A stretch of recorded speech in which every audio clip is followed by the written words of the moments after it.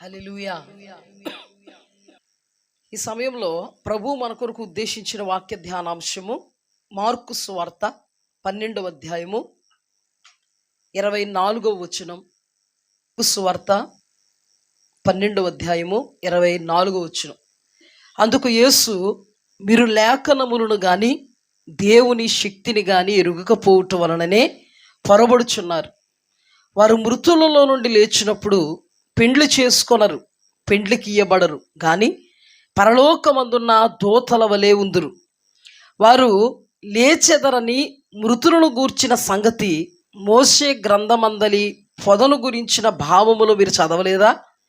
ఆ భాగములో దేవుడు, నేను అబ్రహాము దేవుడును, ఇస్సాకు దేవుడును, యాకోబు దేవుడునని అతనితో చెప్పాను. ఆయన సజీవుల దేవుడు గాని మృతుల దేవుడు కాడు, కావున మీరు బహుగా పొరబడుచున్నారని వారితో చెప్పాను. ఇక్కడ చూడండి, ఈ మాట చాలా ప్రాముఖ్యం. సాక్షాత్తు యేసుక్రీస్తు ప్రభు వారు చెప్తున్న మాట ఏంటంటే, మీరు లేఖనాలను కానీ దేవుని శక్తిని కానీ ఎరగకపోవటం వలన పొరపాటు పడుతున్నారు. అంటే మనం ఆధ్యాత్మికమైన జీవితంలో దేవునికి సంబంధించి పొరపాటు పడకుండా ఉండాలి అంటే మనకు దేని మీద అవగాహన ఉండాలి, మనకు దేని మీద పట్టు ఉండాలి అంటే వాక్యం మీద. మీరు లేఖనాలను కానీ దేవుని శక్తిని కానీ ఎరగక పొరపాటు పడుతున్నారు. పొరపాటు పడేవాళ్ళు, దేవుని వాక్యం ఎవరికైతే తెలియదో వారు పొరపాటులో ఉంటారు. దేవుని శక్తి వాళ్ళకే తెలియదు. అసలు దేవుని వాక్యమే దేవుని శక్తిని తెలియపరుస్తుంది. ఈ దేవుని వాక్యమే దేవుని నైజాన్ని తెలియపరుస్తుంది. ఈ దేవుని వాక్యమే దేవుని యొక్క వ్యక్తిత్వాన్ని తెలియపరుస్తుంది. ఈ దేవుని వాక్యమే టోటల్గా ఆధ్యాత్మికమైన యాత్రలో, విధి విధానాల్లో మన యొక్క నడిపింపు ఎలా ఉండాలి అనేది మనకి తెలియపరుస్తుంది. మనము దీనిని ఎరగలేదనుకోండి, పొరపాటులో ఉంటాం. అందుకని మనం క్షుణ్ణంగా లేఖనాలను ఎరగగలిగి ఉండగలగాలి. లేఖనాలు కొరకు ఆరాటపడుతూ ఉండగలగాలి. సాక్షాత్ యేసుక్రీస్తు ప్రభు వారు చెప్తున్న మాట ఇది. మీరు లేఖనములను ఎరగక, దేవుని శక్తిని ఎరగక పొరపాటులో ఉన్నారు. ఏంటి పొరపాటు అని చాలా విషయాలు దేవుడు మనల్ని బలపరిచినంత మట్టుకు మనం ధ్యానం చేసుకుందాం. కళ్ళు మూసుకోండి, ప్రార్థన చేసుకుందాం. మహాపరిశుద్ధుడా, గొప్ప దేవ, ఘనమైన తండ్రి, మీరు మాతో మాట్లాడితే మేము బ్రతుకుతాం నాయన. లేఖనములను దేవుని శక్తిని ఎరగకయే పొరపాటులు ఉన్నారని సెలవిస్తున్న మాటను బట్టి నాయన, మీరు మాతో మీరు మాట్లాడండి. మేము పొరపాటులు ఉండకూడదయ్యా. మీ శక్తిని ఎరగని వారముగా ఉండకూడదు ప్రభా, జ్ఞానులుగా వివేకులుగా ఉండకూడదు ప్రభా. నీ మహోన్నతమైన నామములో ప్రభా, నీ కృపను బట్టి మేము బలవంతులం కాగలగాలి. ఆత్మలో మమ్మను ఫలవంతంగా మార్చండి, ఆత్మలో మమ్మను బలపరచండి, లోతుల్లోకి నడిపించండి. బలహీనురాలిగా ఉన్న మా అందరినీ మీరు బలపరిచి ఈ దినం ఈ ఉపదేశం ఆత్మలకు క్షేమాభివృద్ధికరంగా ఉండుటకు సహాయం చేయమని, సంబంధితమైనటువంటి కార్యములు అన్ని ప్రభా గొప్ప విడుదలకరంగా ఈ దినం మాకు అద్భుతం జరిగించండి. ప్రతి దాని మీద మాకు ఈ దినం విడుదలివ్వండి. అనారోగ్య పరిస్థితి మీద, శారీరక రుగ్మతల మీద, మానసిక ఒత్తిళ్ళ మీద, శారీరకంగా మా కుటుంబాల్లో ఏలుబడి చేస్తున్నటువంటి ప్రతి విధమైనటువంటి భారభరితమైన పరిస్థితి మీద మాకు విజయాన్ని ఇమ్మని, సాతాను కార్యాలు లయపరిచి శపించి బంధించమని యేసు అతి పరిశుద్ధ నామమున అడిగి వేడుకుని పొందుకుని ఉన్నాం పరమ తండ్రి, ఆమెన్. హల్లెలూయా. ఇక్కడ యేసుక్రీస్తు ప్రభువారు ఎవరితో ఈ మాట చెప్తున్నారు, ఏ సందర్భంలో చెప్తున్నారు, ఎందుకు చెబుతున్నారు అని మనం జాగ్రత్తగా ధ్యానం చేసుకుంటే, ఇక్కడ సద్దూకయ్యులు చూడండి. మనం ఎవరిని చూస్తామంటే వాక్యంలో పరిసయ్యుల్ని చూస్తాం, సద్దూకయ్యుల్ని చూస్తాం, శాస్త్రుల్ని చూస్తాం. శాస్త్రులు పరిసయ్యులు మనందరికీ తెలుసు కదా. ఇక్కడ సద్దూకయ్యులను కూడా మనం చూడగలుగుతాం.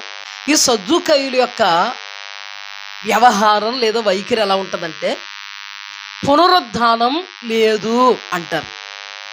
ఏమంటారమ్మా? పునరుద్ధానం లేదు. పునరుద్ధానం లేకపోతే మనకి ఇంత నిష్టగా ఈ లోకంలో బ్రతకడం ఎందుకండి? చనిపోయిన తర్వాత మనం జీవిస్తామని మనం నమ్మకం. అంటే దేవుడు చెప్పిన మాటను బట్టి, దేవుడు మనందరి కొరకు రక్తం చిందించి ప్రాణం దారపోసింది ఈ లోకంలో మన యాత్ర ముగిసిపోవడానికి కాదు. చనిపోయిన తర్వాత అసలు సిసలు జీవితం మనకి ఉంది. అది పరలోక రాజ్యంలో ఉంది. మనము యుగయుగాలు కూడా బ్రతకగలగాలి అని దేవాది దేవుడు మన కొరకు ఏమయ్యారు? చనిపోయి మృత్యుంజయుడిగా తిరిగి లేచారు. ఆయన ఎలాగైతే తిరిగి లేచారో మనం కూడా మరణం అయిపోయిన తర్వాత తిరిగి లేస్తాం. హల్లెలూయా. మన్నైన ఈ దేహం మహిమ రూపమై ధవళవన్న వస్త్రములు ధరించెదం. అంటే మనం మంటికి మన్నైపోతాం. మన దేహం సమాధిలో మంటికి మన్నైపోద్ది, కానీ మన ఆత్మ మహిమ కలిగినటువంటి శరీరాన్ని ధరించుకుంటుంది. హల్లెలూయా. కానీ సద్దుకైలు ఏం నమ్ముతారో తెలుసా? పునరుద్ధానము. ఏం నమ్ముతారమ్మ వాళ్ళు? పునరుద్ధానము లేదు, పునరుద్ధానం లేదు అంటారు. ఒకరోజు యేసుక్రీస్తు ప్రభు వారితో వాళ్ళే మాట్లాడుతున్నారు. ఏమని మాట్లాడుతున్నారంటే, వీళ్ళు ఏమని నమ్ముతారమ్మా? పునరుద్ధానం లేదు. యేసుక్రీస్తు ప్రభు వారి దగ్గరికి వచ్చి మాట్లాడుతున్నారు. అయ్యా, ఒక స్త్రీ ఉంది, జాగ్రత్తగా వినండి అమ్మా. ఒక స్త్రీ ఉంది. ఆ స్త్రీ ఒక వ్యక్తిని వివాహం చేసుకుంది. ఆ వ్యక్తికి పిల్లలు లేరు. ఆ వ్యక్తి చనిపోయాడు. చనిపోయిన తర్వాత మన మోషే మనకిచ్చినట్టు, మోషే ధర్మశాస్త్రంలో రాయబడినట్టు, ఆ పురుషుడు చనిపోయిన తర్వాత మరి ఆ స్త్రీకి సంతానాన్ని ఇవ్వాలంటే ఆ పురుషుడికి సహోదరులు ఉంటారు కదా, వాళ్ళ వివాహం చేసుకుని సంతానం భాగ్యం కలిగించాలని మన మోషే తెలియపరిచాడు కదయ్యా. అలాగే ఆ స్త్రీని వివాహం చేసుకున్న వ్యక్తి పిల్లలు లేకుండా చనిపోయాడు. ఆ తర్వాత ఆమె అతని సహోదరుణ్ణి వివాహం చేసుకుంది. అతని సహోదరుడు కూడా వివాహం చేసుకుని కాపురం చేసిన పిల్లలు లేకుండా అతడు చనిపోయాడు. అలాగ వాళ్ళు 7 అన్నదమ్ములు. ఈ స్త్రీ ఈ 7 అన్నదమ్ములను కూడా చేసుకుంది. ఎందుకంటే మొదటోడు చేసుకుంది, చనిపోయాడు. రెండోవాడు చేసుకుంది, వాడు కూడా చనిపోయాడు. మూడోవాడు చేసుకుంది, అతను కూడా పిల్లలు లేకుండానే చనిపోయాడు. 4వోడు చేసుకుంది, పిల్లలు లేకుండా చనిపోయాడు. 5, 6, 7 చేసుకుంది, చనిపోయారు. అందరూ చనిపోయారు. చనిపోయిన తర్వాత అంటే దేవుడు పునరుద్ధానం ఉందంటాడు కదా, సద్దుకేలేమో పునరుద్ధానం లేదంటారు కదా. అందుకని వాళ్ళు వేస్తున్న ప్రశ్న ఏంటంటే, సుప్రభా, మరి లోకంలో ఉన్నప్పుడు 7 భర్తలు కదా ఆవిడికి, ఇప్పుడు పునరుద్ధానం ఉందంటున్నావు కదా, ఆ పునరుద్ధానంలో ఈ 7 కూడా ఆమె భార్యగా ఉంటుందా అని అడిగారు. ఏమడిగారు అంటే రూఢిపరుచుకోవడానికి, నేను కరెక్ట్ అంటే పునరుద్ధానం ఉందంటున్నావు కదా, అయితే పునరుద్ధానం ఉంది, ఉన్నప్పుడు పునరుద్ధానంలో ఈవిడి బ్రతికేద్ది, వాళ్ళు బ్రతికేస్తారు. అయితే ఈ పునరుద్ధానంలో యేసు ప్రభువా నువ్వు చెప్పినట్టు ఈ భార్య, ఈ స్త్రీ 7 కాపురం చేద్దా అని అడిగితే యేసు ప్రభువారు అన్నారు, దేవదూతల్లా ఉంటారు అక్కడ, ఎవరో పెండ్లి చేసుకోరు. లేఖనం ఉన్నట్టుగా దేవాది దేవుడు ఇక్కడ తెలియపరుస్తున్నారు. హల్లెలూయా. కానీ ఈ లేఖనాలని అర్థం చేసుకోక పొరబడుతున్న వాళ్ళు చాలామంది ఉన్నారు. ఈ పొరపాటులో ఒక ఆయన అన్నాడు, పునరుద్ధానంలో సంసారాలు అన్నీ ఉంటాయి అన్నాడు. పెద్ద ఆయన అన్నమాట.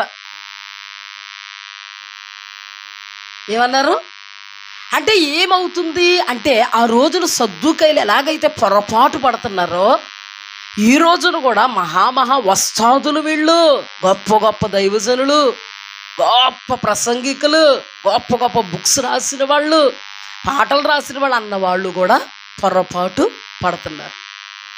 అందుకే దేవాది దేవుడు ఎందుకు పొరపాటు పడుతున్నారో తెలుసా? లేఖనాలను అర్థం చేసుకోలేక, గ్రహించలేక, దేవుని శక్తిని గ్రహించలేక పొరపాటు పడుతున్నారు. ఈ రోజున పొరపాటు పడకుండా ఉండాలంటే మనం ఏం చేయాలి? వాక్యాన్ని గ్రహించాలి. అర్ధమర్ధంగా ఉండకూడదు వాక్యం విషయంలో. వాక్యం అంటేనే పరిగెత్తుకుని రాగలగాలి. ఏ వాక్యంతో ప్రభు మాట్లాడతారు, ఏ వాక్యంతో ప్రభు మనల్ని సంధిస్తారు అని వాక్యం విషయంలో మనం ఆరాటాన్ని, ఆతృతను కలిగి ఉండగలగాలి. ఇప్పుడు చూడండి, ఇక్కడ దేవుడు ఏమన్నారు? పెండ్లికి ఇయ్యరు, పెండ్లికి ఇయ్యబడరు, దేవదూతలు ఎలా ఉన్నాయో అలా ఉంటారని చెప్పారు కదా ఇక్కడ వాక్యం. మరి ఆయనకి ఎందుకు ఆలోచన వచ్చింది అంటే సైతాను గడు అంత అందంగాను అధ్వాన్నంగాను నడిపిస్తున్నాడు అన్నమాట. అర్థమైందా? ఎప్పుడు కూడా లేఖనాల్ని పొరపాటుగా అర్థం చేసుకోకూడదు. యేసుక్రీస్తు ప్రభు వారు చెప్పిన మాట ఏంటో తెలుసా? దేవదూతల్లాగా ఉంటారు. ఒక్క మాట చెప్పండి, దేవదూతలకి వివాహాలు ఉన్నాయి అక్కడ? దేవదూత అంతే. మనం స్త్రీలముగా పురుషులముగా ఉన్నాం. మనం మనుష్యులు, మానవులు. కానీ అవి దేవుని సముఖములో ఉండేటువంటి దేవ దూతలు అంతే. వాళ్ళకి భార్యలు భర్తలు ఎలా లేరో మనకి కూడా భార్యలు భర్తలు ఉండరు. అక్కడ మహిమ కలిగినటువంటి దేహాలతో ఉంటాం. దేవాది దేవుణ్ణి ఆరాధిస్తాం, స్తుతిస్తాం, మహిమపరుస్తాం. అదే మాట చెప్పారు ఇక్కడ. ఏమని చెప్పారు అంటే చెప్పండి, ఏమని చెప్పారు? పెళ్లి చేసుకొనరు, పెండ్లికి ఇయ్యబడరు, దేవదూతలాగా ఉంటారు. మీరు లేఖనాలను కానీ దేవుని శక్తిని కానీ గ్రహించక, అర్థం చేసుకోలేక పొరపాటులో ఉన్నారు. అంటే దేవుని వాక్యం అర్థం చేసుకోకపోతే నువ్వు నేను కూడా ఎక్కడికి వెళ్ళిపోతాం? పొరపాటుకు వెళ్ళిపోతాం. వక్రీకరించి దేవుని వాక్యాన్ని అర్థం చేసుకుంటాం. ఈ విషయంతోనే దేవుడు మాట్లాడుతున్నాడు మనతో.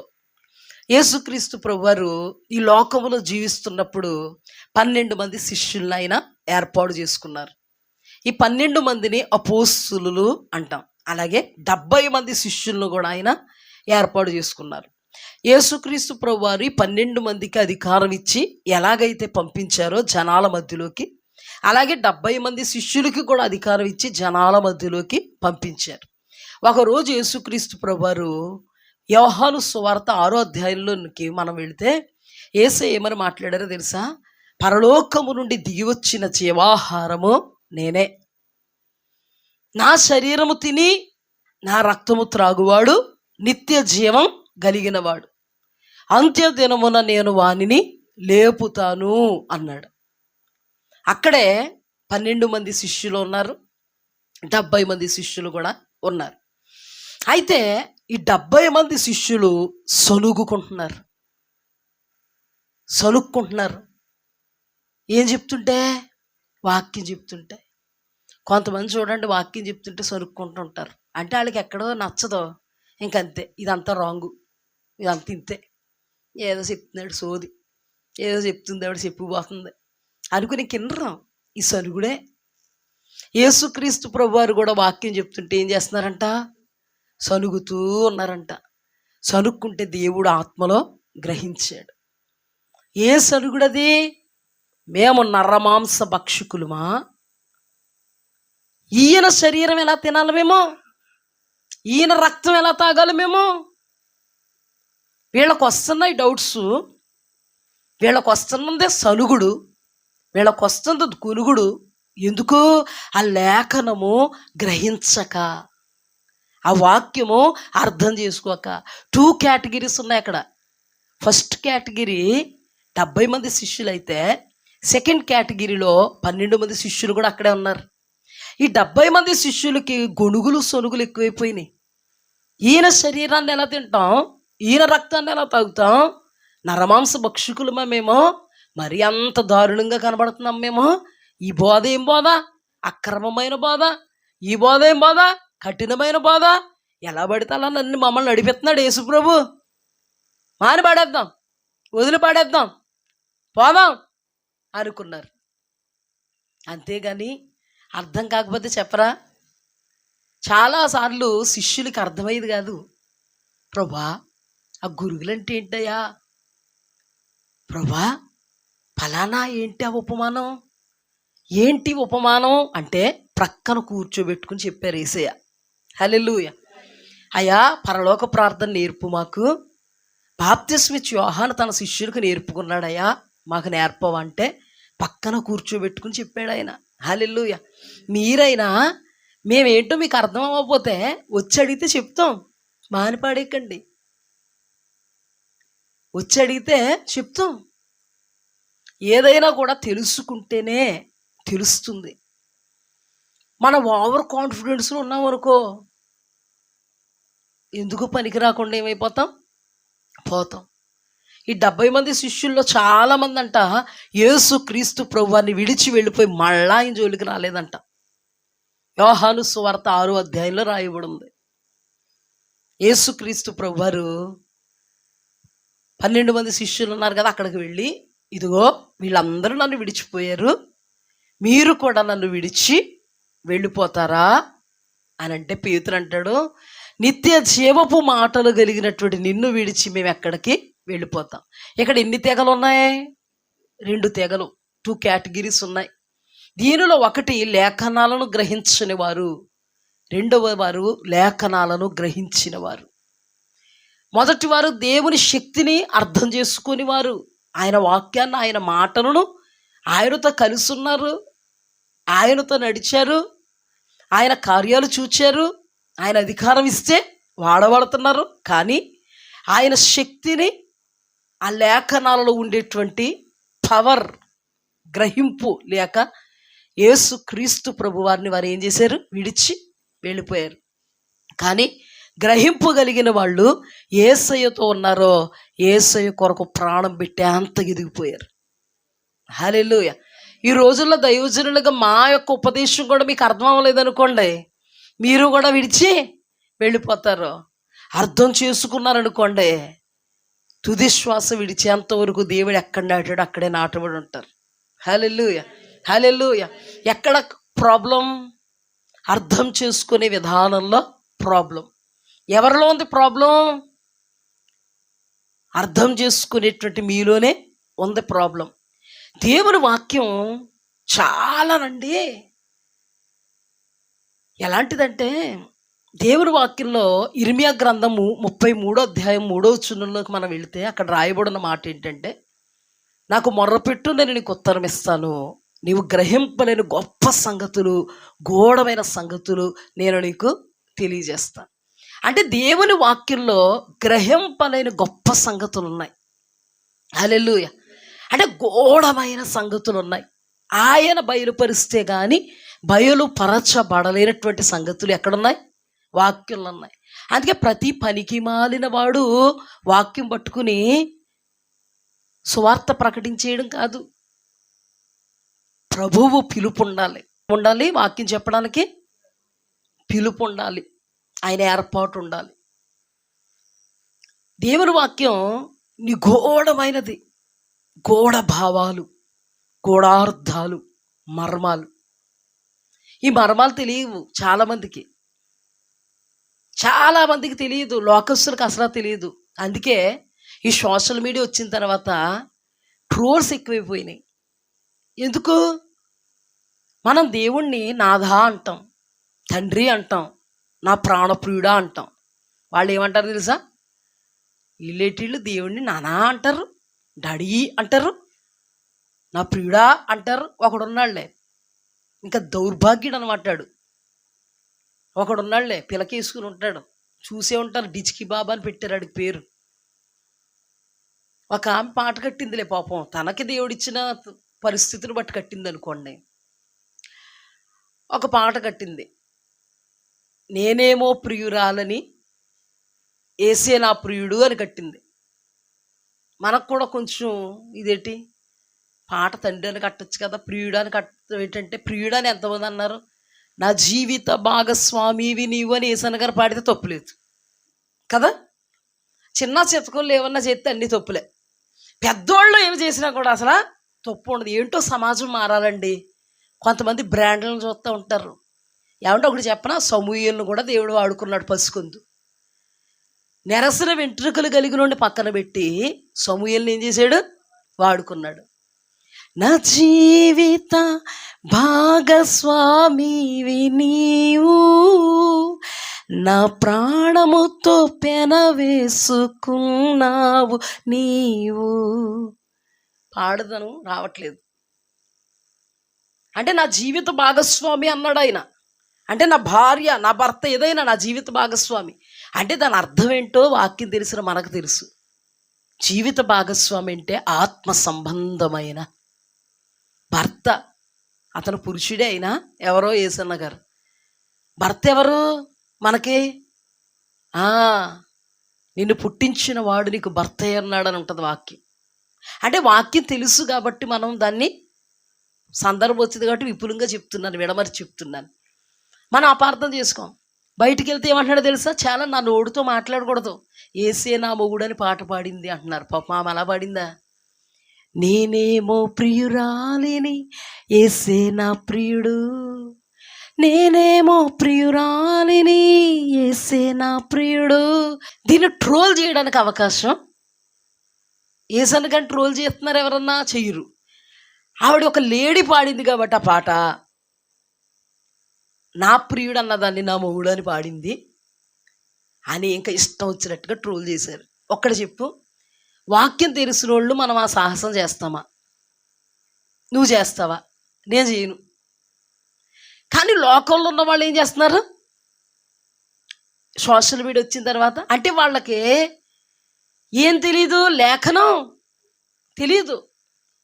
అలాగని కొంతమంది దేవుని బిడ్డలో కూడా అలాంటి వాళ్ళు తప్పు పడుతున్నారంటే వీళ్ళకి కూడా లేఖనం తెలియదు. అర్థమైందా? నువ్వు చేయగలవా సాహసం? నేను చేయగలనా? మనం అర్థం వెతుక్కుంటాం. ఎందుకు రాసిందో తెలుసా? పరమగీతాల్లో సొలొమోను మహారాజు యేసుక్రీస్తు దేవునికి సాదృశ్యంగా ఉంటే షోలమితి సంఘానికి సాదృశ్యం. అందుకని సంఘాన్ని యేసుక్రీస్తు ప్రభువారు పొగుడుతున్నట్టు, సంఘం యేసుక్రీస్తును పొగుడుతున్నట్టుగా దాన్ని ధ్యానం చేస్తాం ఆత్మ సంబంధంగా. ఎవరో వాక్యం తెలిసిన వాళ్ళు.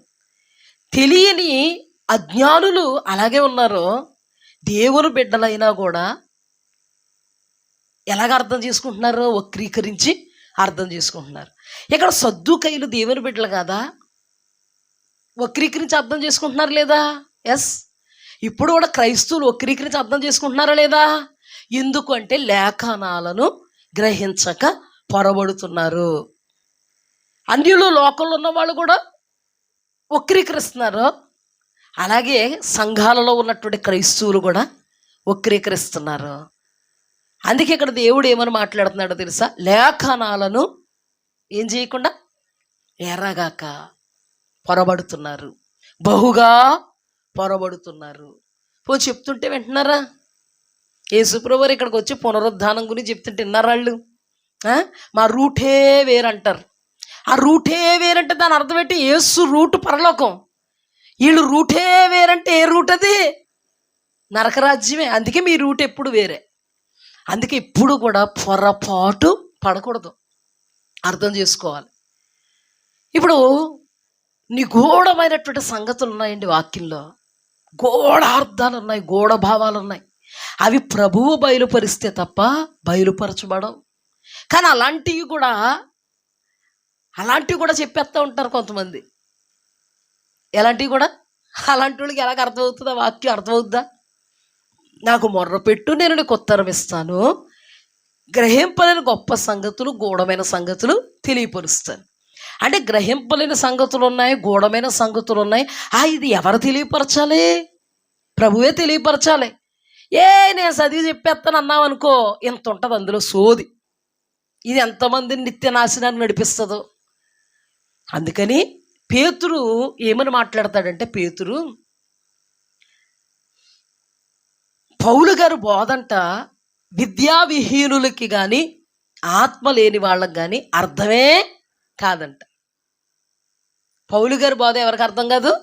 విద్యావిహీనులకు, ఆత్మ లేని వాళ్ళకి. ఇప్పుడు విద్యావిహీనులే వాళ్ళకి ఆత్మ ఉంటే అర్థమవుద్దా? అర్థమవుద్ది. అందుకే వీళ్ళందరూ ఎవరో జాలర్లు, చేపలు పట్టుకునేవాళ్ళు, చదువు సంగీతం లేనోళ్ళు. కానీ మర్మాలు ఎలా చెప్పగలిగారు? దేవుని ఆత్మతో. హల్లెలూయా. ఇక్కడ విద్యావిహీనులకు అర్థమవుదంట, ఆ విద్యావిహీనులకు కూడా ఆత్మ ఉండదు. అంటే బాబు బైబిల్ చేతిలో పట్టుకున్నామంటే క్లోజ్ ఫ్రెండ్గా చెప్తాడు, ఏం లేదురా 10th క్లాస్ 5 సార్లు ఫెయిల్ అయిపోయాను, ఇంకా జీవితంలో నాకు ఇంకా ఉద్యోగం రాదన్నారు, మా అమ్మ ఏం పెళ్లి చేస్తానంది, ఏదో విధంగా పోషించాలి కాబట్టి ఇంటింటికి వెళ్ళి సువార్త చెప్పామంటే చేతిలో కానికెడతారు కదా, నెలకొచ్చి ఎంతో కొంత వస్తుందని నేను ఇది ఎన్నుకున్నాను రా అంటాడు. విద్యావిహీనుడే కదా, ఆత్మ లేనివాడే కదా. 2వ పేతురు గ్రంథంలోకి 2వ అధ్యాయము 4 నుండి చదువుతాను. ప్రియులారా, తీసేరామందరం. ప్రియులారా, వీటి కొరకు మీరు కనిపెట్టువారు గనుక శాంతము గలవారై ఆయన దృష్టికి నిష్కలంకులుగాను నిందారహితులుగాను కనబడినట్లు జాగ్రత్త పడుడి. ఆయన దృష్టికి ఎలాగ కనబడాలంట? మనం నిష్కళంకులుగాను నిందారహితులుగాను కనబడాలి. మరియు మన ప్రభు యొక్క దీర్ఘశాంతము రక్షణార్థమైనదని ఎంచుకునుడి. అలాగూ మన ప్రియ సహోదరుడైన పౌలు కూడా తనకు అనుగ్రహింపబడిన జ్ఞానము చొప్పున మీకు వ్రాసి ఉన్నాడు. వీటిని గూర్చి తన పత్రికలన్నిటిలో బోధించుచున్నాడు. అయితే వాటిలో కొన్ని సంగతులు గ్రహించుటకు కష్టమైనవి. వీటిని విద్యావిహీనులను అస్థిరులైన వారును తక్కిన లేఖనములను అపార్థము చేసినట్లు తమ స్వకీయ నాశనమునకు అపార్థం చేయుదురు. ప్రియులారా, మీరు ఈ సంగతులు ముందుగా తెలుసుకొని ఉన్నారు గనుక మీరు నీతి విరోధుల తప్పు బోధ వలన తొలగింపబడి మీకు కలిగిన స్థిర మనస్సును విడిచి పడిపోకుండా కాచుకొని ఉండుడి. మన ప్రభువును రక్షకుడైన యేసుక్రీస్తు అనుగ్రహించు కృపయందు జ్ఞానమందు అభివృద్ధి పొందుడి. ఆయనకు ఇప్పుడు యుగాంత దినము వరకు మహిమ కలుగుగాక. హల్లెలూయా. ఇప్పుడు దీన్ని వివరిస్తాను, జాగ్రత్తగా వినండి. పేతురు ఏమని మాట్లాడుతున్నారంటే, పౌలు గారు ఇంతకు మునిపే మీకు చెప్పారు, అయితే పౌలు గారు బోధ విద్యావిహీనులు, ఆత్మ లేని వాళ్ళు అర్థం చేసుకోలేరు, అపార్థం చేసుకున్నారు. అంటే ఇక్కడ కూడా రాయబడి ఉంది, తక్కిన లేఖనాలను అపార్థము చేసినట్లు తమ స్వకీయ నాశనానికి అపార్థము చేసుకుందరు. అంటే తక్కిన లేఖనాలను కూడా అపార్థం చేసుకున్న వాళ్ళు ఉన్నారా లేదా? జాగ్రత్త గుర్తుపెట్టుకోండి. ఇదే వాక్యం, దీన్ని అపార్థం చేసుకుని బోధించిన వాళ్ళు ఉన్నారు.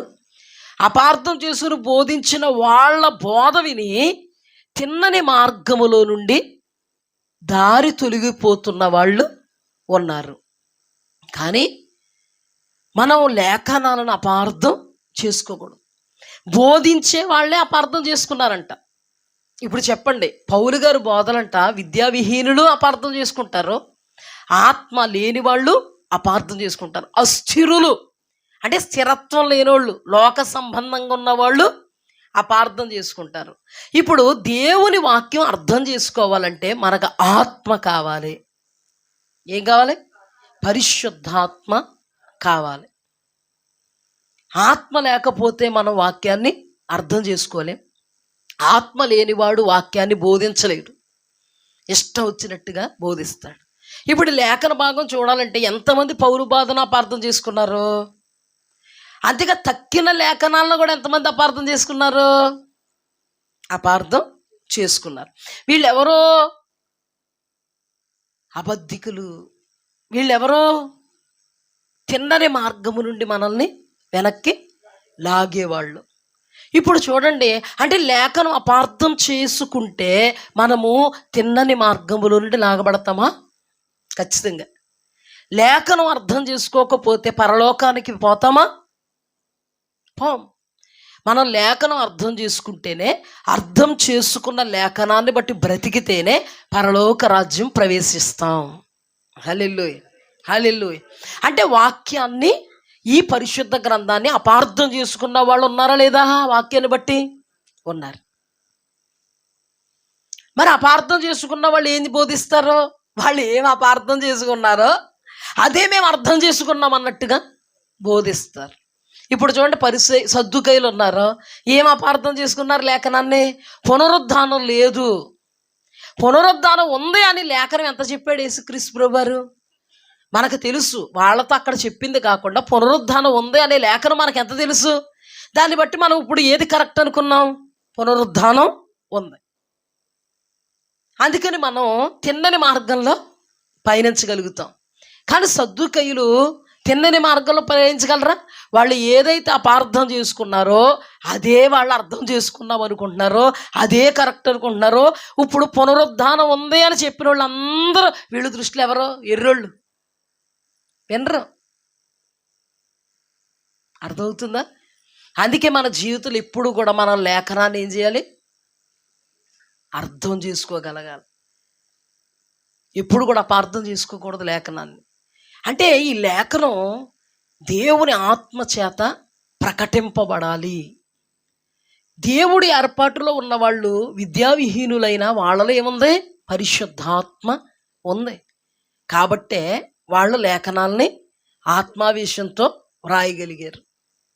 అర్థమైందా? ఇక్కడ దేవుని ఆత్మ చాలా ప్రాముఖ్యం. దేవుడు నడిపించడం అనేది చాలా ప్రాముఖ్యం. ఇప్పుడు మన జీవితంలో ఇక్కడ పౌలయ్య గారు ఏమని మాట్లాడుతున్నారంటే, ఒక సందర్భంలో స్త్రీలు ఉపదేశించడానికి నేను సెలవివ్వను అన్నారు. కొంతమంది పట్టుకుని ఈ మాట మీకు అర్థమవుద్ది. లాస్ట్ మెసేజ్ ఇప్పుడు మీకు టచ్ అవుద్ది. ఫస్ట్ ఇది అర్థం చేసుకోండి. పౌలయ్య గారు ఏమన్నారు? స్త్రీలు ఉపదేశించుటకు నేను ఒప్పను, నేను సెలవివ్వను అన్నారు. అన్నారా? ఆయనే తీతుతో ఏమన్నారు? స్త్రీలు మంచి ఉపదేశం చెయ్యాలన్నారు. ఇప్పుడు ఈ సద్దుకైలు ఎలాగైతే లేఖనాలను అర్థం చేసుకోకుండా ఒక మొక్క పట్టుకుని పునరుద్ధానం లేదన్నారో, ఇక్కడ కూడా కొందరు పాస్టర్స్ ఏమంటున్నారంటే స్త్రీ ఉపదేశించుటకు ఒప్పను అని రాయబడి ఉంది లేఖనం అన్నారు. మాలాంటి వాళ్ళు మరి తీతుకి స్త్రీలు మంచి ఉపదేశం చెయ్యాలి అని రాయబడి ఉంది కదా లేఖనం అంటే, మాలాంటి వాళ్ళతో ఏమంటున్నారు తెలుసా? ముసలోళ్ళు చేయొచ్చు అంట ఉపదేశం అన్నారు ఒకరు. ముసలోళ్ళు చేయొచ్చు అంట ఉపదేశం అన్నారు ఒకరు. అంటే లేఖనాలు అర్థం చేసుకోక పొరబడుతున్నారు. ఒక మాట చెప్పనా? లప్పిదోతు ఉన్నాడు, లప్పిదోతు భార్య దెబోరా ఉంది. ఆ టైంలో అందరూ న్యాయాధిపతులే. పురుషులు కరువయ్యారా అంటే పురుషులు కరువాలే, పురుషులు ఉన్నారు. అలాగని లప్పిదోతు లేడా దెబోరా భర్త? కానీ ఆ టైంలో అందరూ న్యాయాధిపతులే, అందరూ పురుషులే. కానీ దేవాది దేవుడు ఆ పురుష స్థానంలో స్త్రీ ఏమాత్రం నా దృష్టిలో తక్కువ కాదు అని సరళ వృక్షం కింద ఆమె తీర్పు తీర్చుట కద్దు అని రాయబడింది. అంటే అంతమంది పురుషులలో ఈమె సింహాసనాన్ని అధిష్ఠించి ఇశ్రాయేలీల జనాంగానికి న్యాయాధిపతిని. హల్లెలూయా. ఎందుకంటే పాపం దేవుడు డిక్లేర్ చేసి చెప్పడం అంత. స్త్రీ అని పురుషుడని లేదు, నేను ఎవరినైనా వాడుకుంటాను. హల్లెలూయా.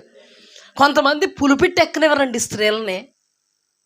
కొన్ని సంఘాల్లో పులిపిట్టి ఎక్కడానికే వీలు లేదు. పులిపిట్టి అంత ఎత్తునుంటే ఎంత డౌన్లో నిలబడాలా. అలాగని లేఖనాలు లేవా? లేఖనాలను అర్థం చేసుకోక పొరబడుతున్నారు. అదే పౌలు ఉపదేశం చేయడానికి నేను ఒప్పను, సమ్మతించను, సెలవివ్వను అన్న వ్యక్తి తీతుతో ఏమన్నారంటే స్త్రీ మంచి ఉపదేశం చెయ్యాలి. దానికి రుజువు ఎవరో తెలుసా? అకుల ప్రిస్కిల్ల భార్య భర్తలు. అకుల ప్రిస్కిల్ ఇద్దరూ కలిపి తిన్నని మార్గాన్ని ఎంతమందికి బోధించారు. ఎలాగంటే ఏమంటారు తెలుసా? ఇష్టం వచ్చినట్టు తిప్పుతారు. కాలుకేస్తే వేలుకేసి, వేలుకేస్తే కాలుకేసి. ఒక్క మాట చెప్పు, స్త్రీల ద్వారా దేవుడు ఉపదేశం ఇవ్వట్లేదా? వాక్యం ఇవ్వట్లేదా? వాళ్ళని వాడుకోవట్లేదా? అద్భుతాలు చేయట్లేదా? మహాశ్చర్య కార్యాలు చేయట్లేదా? బెన్హిన్ గారంటే చాలా గొప్ప అంటారు. ఆ బెన్హిన్ గారిని నడిపించింది ఒక తల్లి. అంటే కొంతమంది దృష్టిలో ఈ సద్దుకైలు ఎలాగైతే మారలేదో, ఇక్కడ కూడా స్త్రీ ఉపదేశించుట ఒప్పను అన్నవాళ్ళు ఒక బ్యాచ్ కింద విడిపోయారు. అబ్బెబ్బే అలాగే ఎందుకండి, దేవుడు చక్కగా నాకు ఇచ్చిన తలంపులు అనమాట అవి. లప్పిదోతు భార్యకి ఆ స్థానాన్ని ఇచ్చింది ఎవరో. ఇంకొక విషయం, అదే సందర్భంలో యాయేలుకే విజయం ఇస్తాడు, యాయేలుకి ఇస్తాడు. ఈ ప్రయాణం వలన నీకు ఘనత రాదు. దేవుడు ఒక స్త్రీకి ఘనతను ఇవ్వబోతున్నాడు. అంటే దేవుని యొక్క కనుసైగల్లో స్త్రీ చెప్పకూడదా వాక్యం? ఇప్పుడు చెప్పకూడదా? చెప్పచ్చు.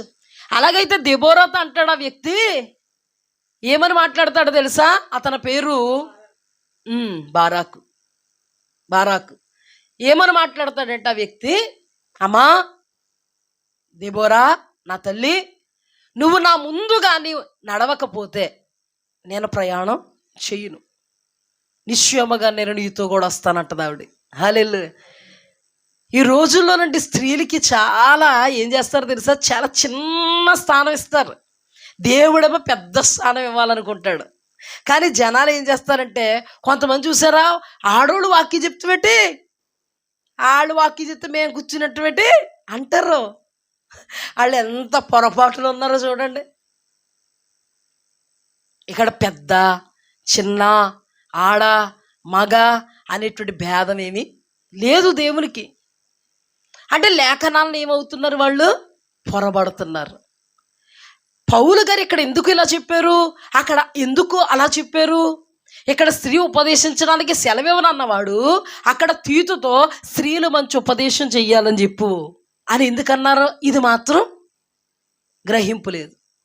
అంటే వాక్యంలో ఎలాంటి గ్రహించలేనటువంటి గొప్ప సంగతులు ఉంటాయి. అంటే ఇది ఒక భాగం, ఎన్నో ఉంటాయి ఇలాంటి, అర్థమైందా?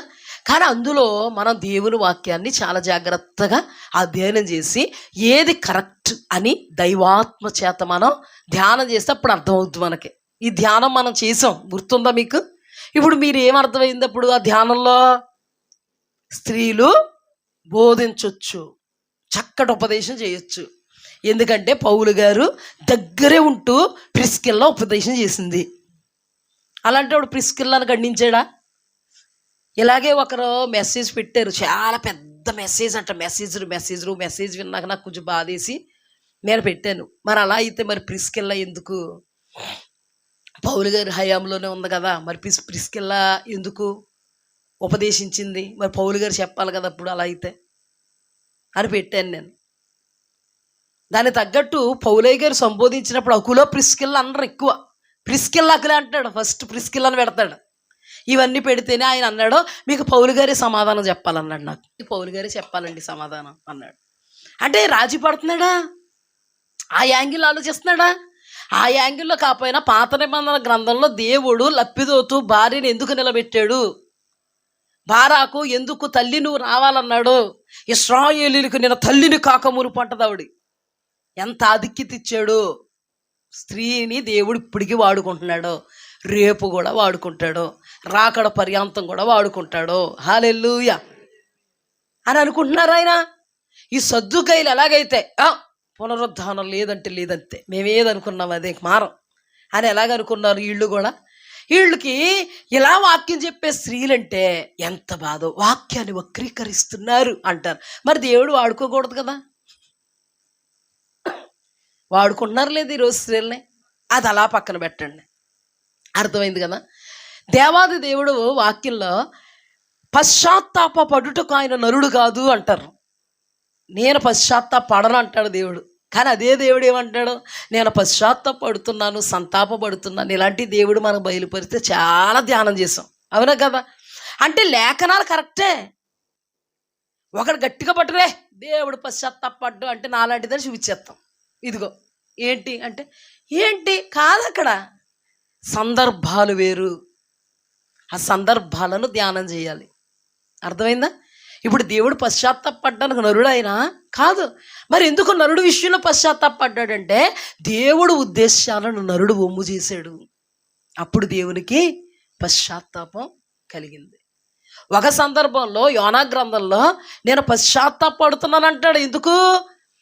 నినివే పట్టణం నాశనం చేద్దామని కంకణం కట్టుకుంటే వాళ్ళేమో దేవుని వైపు తిరిగేస్తే ఇప్పుడు అయ్యయ్యో వీళ్ళనా నేను చంపాలనుకున్నాను. అంటే సందర్భాలు చాలా ప్రాముఖ్యం. అలాగే పౌలు గారు స్త్రీలకు ఉపదేశించిన సెలవు ఉన్నట్టు అక్కడ సందర్భం చాలా ప్రాముఖ్యం. కొంతమంది మగోళ్ళని ఏం చేస్తారు మీకు తెలుసో లేదో, మేము ఇక్కడికి వచ్చిన కొత్తలోని ఈసీఐ వాళ్ళు మేము కలిసి వెళ్ళేవాళ్ళు ఎవరన్నా ప్రార్థన చెప్తే అందులో ఆ పాస్టర్ గారిని, ఓయ్ పాస్టర్ గారు పాటెత్తండి అనేవారు. ఎవరిని చెప్పండి ఒక మాట, ఎగ్జాంపుల్ చెప్తున్నాను మీకు. పాస్టర్ గారు పాటెత్తండి. ఈడు ఎలా కూర్చుంటే భంగిమ ఎలా ఉంటుందో తెలుసా? గోడకు జారబడి 2 కాళ్ళు ఆరజాపుకొని కూర్చుని. మా పాస్టర్ గారు అప్పుడు అన్నారు, మా పాస్టర్ గారు తప్పమ్మా, ఎప్పుడు కూడా దైవజనులు అలా అనొద్దు, ఆయనకు తెలుసు ఏ పాట పాడాలో, మీరు అనకూడదు అంటే పాపం ఆయన అవునండి అనకూడదమ్మా మీరు అన్నారు. నాకు ఎంత జాలేసింది అప్పుడు. అంటే దైవజనులు అలాగే ఎందుకు అనవలసి వచ్చింది? ఆమెను ఎందుకు అలాగ అనవలసి వచ్చింది? అక్కడ సిచ్యుయేషన్ బట్టి అనవలసి వచ్చింది. అర్థమైందా? కొంతమంది స్త్రీలు ఎలా ఉంటారో తెలుసా? పురుషుల్ని ఏం చేస్తారు తెలుసా? ఎగరేసేస్తాను నిన్ను అంటారు. అంటే నేను విన్నా నీ మాట, అందుకు ఎగరేసేస్తాను నా జోలికి వచ్చావంటే. ఈవిడేమన్నా గంగిరెద్ది ఎగరేసేద్దాం. ఎంత ఇదైనా పురుషుల్ని ఎగరేయడానికి లేవండి. మనకి ఎంత వాళ్ళు మన మీద ఆధారపడతారు.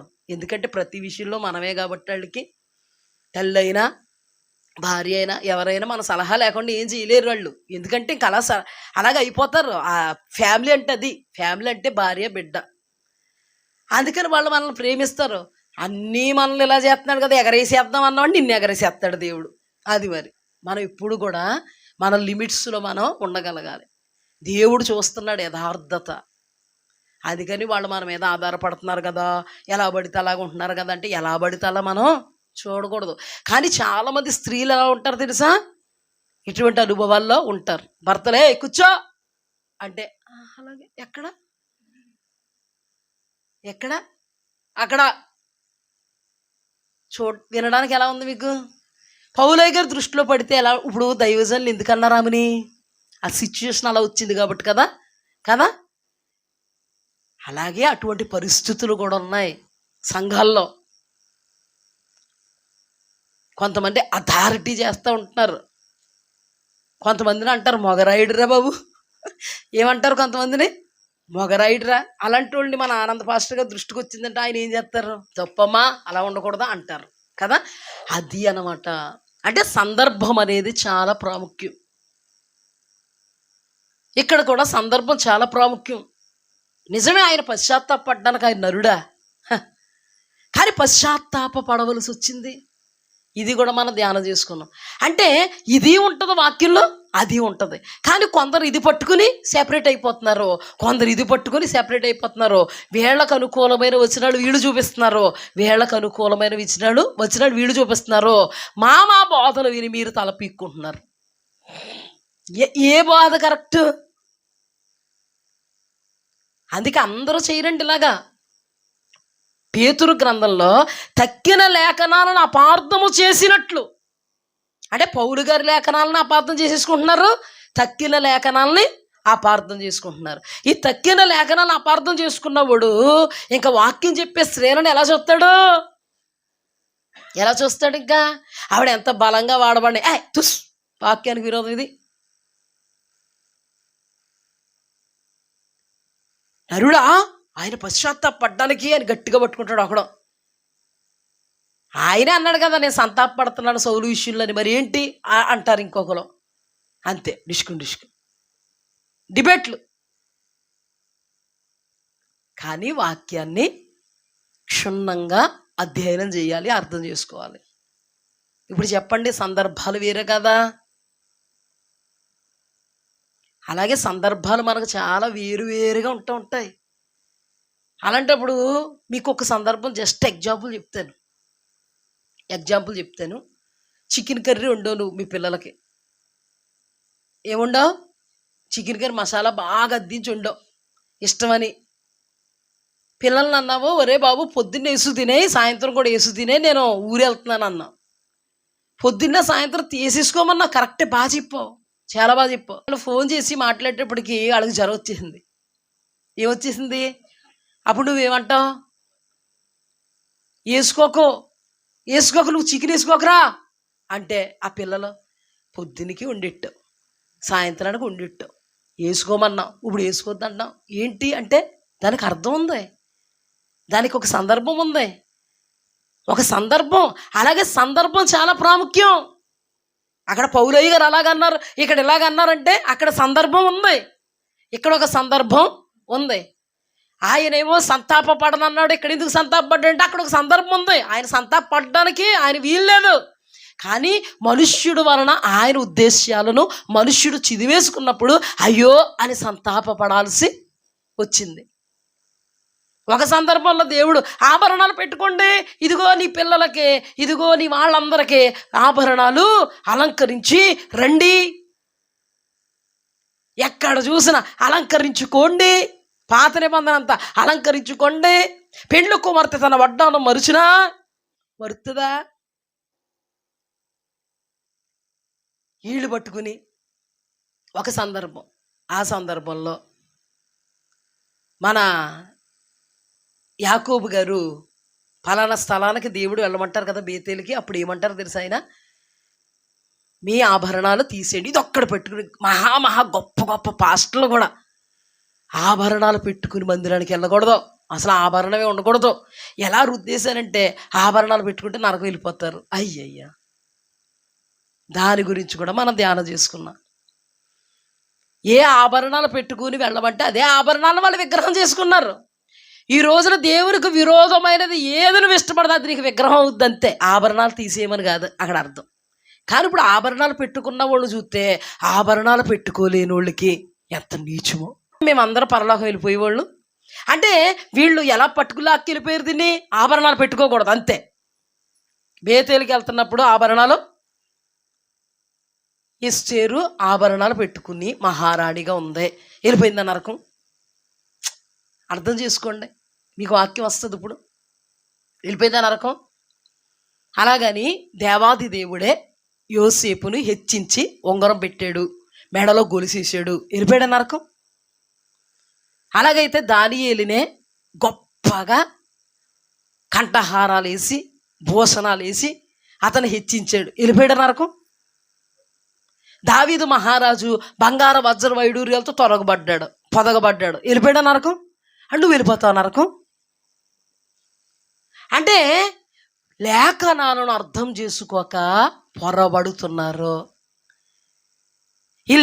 ఈ ఆభరణాలు వేసుకున్న వాళ్ళకి దేవుడు మాట్లాడతారు, ప్రత్యక్షతలు ఇస్తారు, పరలోకం తీసుకెళ్తారు. ఒకరోజు ఏం జరిగిందో తెలుసా? ఈ లేఖనాలు అర్థం చేసుకోక ఈ లేఖనాలు ఇది పట్టుకుని ఒకరు సెపరేట్ అయిపోయారు, ఇది పట్టుకుని ఒకరు సెపరేట్ అయిపోయారు. 2 లేఖనాలు దేవునికి సంబంధించినయే. అలాగని ఈ రోజు నేను వైరాగ్యంతో లేనా? మీలో కొందరు వైరాగ్యంతో లేరా? మనం పొరపాట్లు ఉన్నామా?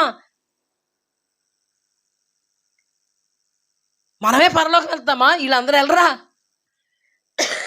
చెప్పండి అమ్మా. పొరపాటు. ఈ పొరపాటులోనే ఉండి జనాలు ఏం చేశారంటే, దినకరన్ అయ్య గారు అంటే ఎంత గొప్ప వ్యక్తి, వాళ్ళకి ప్రత్యక్షతలు లేకుండా ఉంటాయమ్మా అసలు.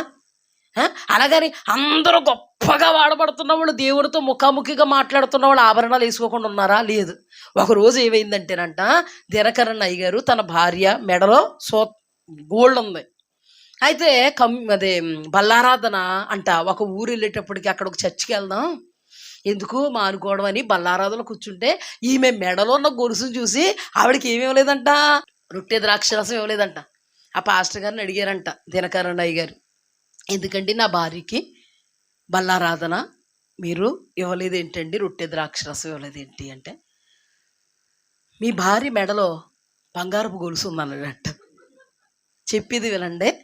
అలా అంటే ఈయన ప్రార్థన చేశారంట. ఎవరో దినకరన్ అయ్య గారు ప్రార్థన చేశారంట.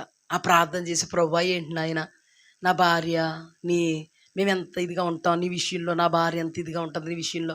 ఆ పాస్టర్ గారు ఏంటి ప్రభువా ఇలాగ పాపమా నాయన గోల్డ్ వేసుకుంటే అంటే, ఒక ఆవిడ చాలా గొప్పగా దేవుడు కోసం వాడబడిన స్త్రీ అంట. ఒక ఆవిడ చచ్చిపోయిందంట, పరలోకంలో ఉందంట. ఈయన తీసుకెళ్ళినట్టు దేవుడు ఆవిడ దగ్గరికి. ఆవిడ మెడలో అదే గొలుసు ఉందంట.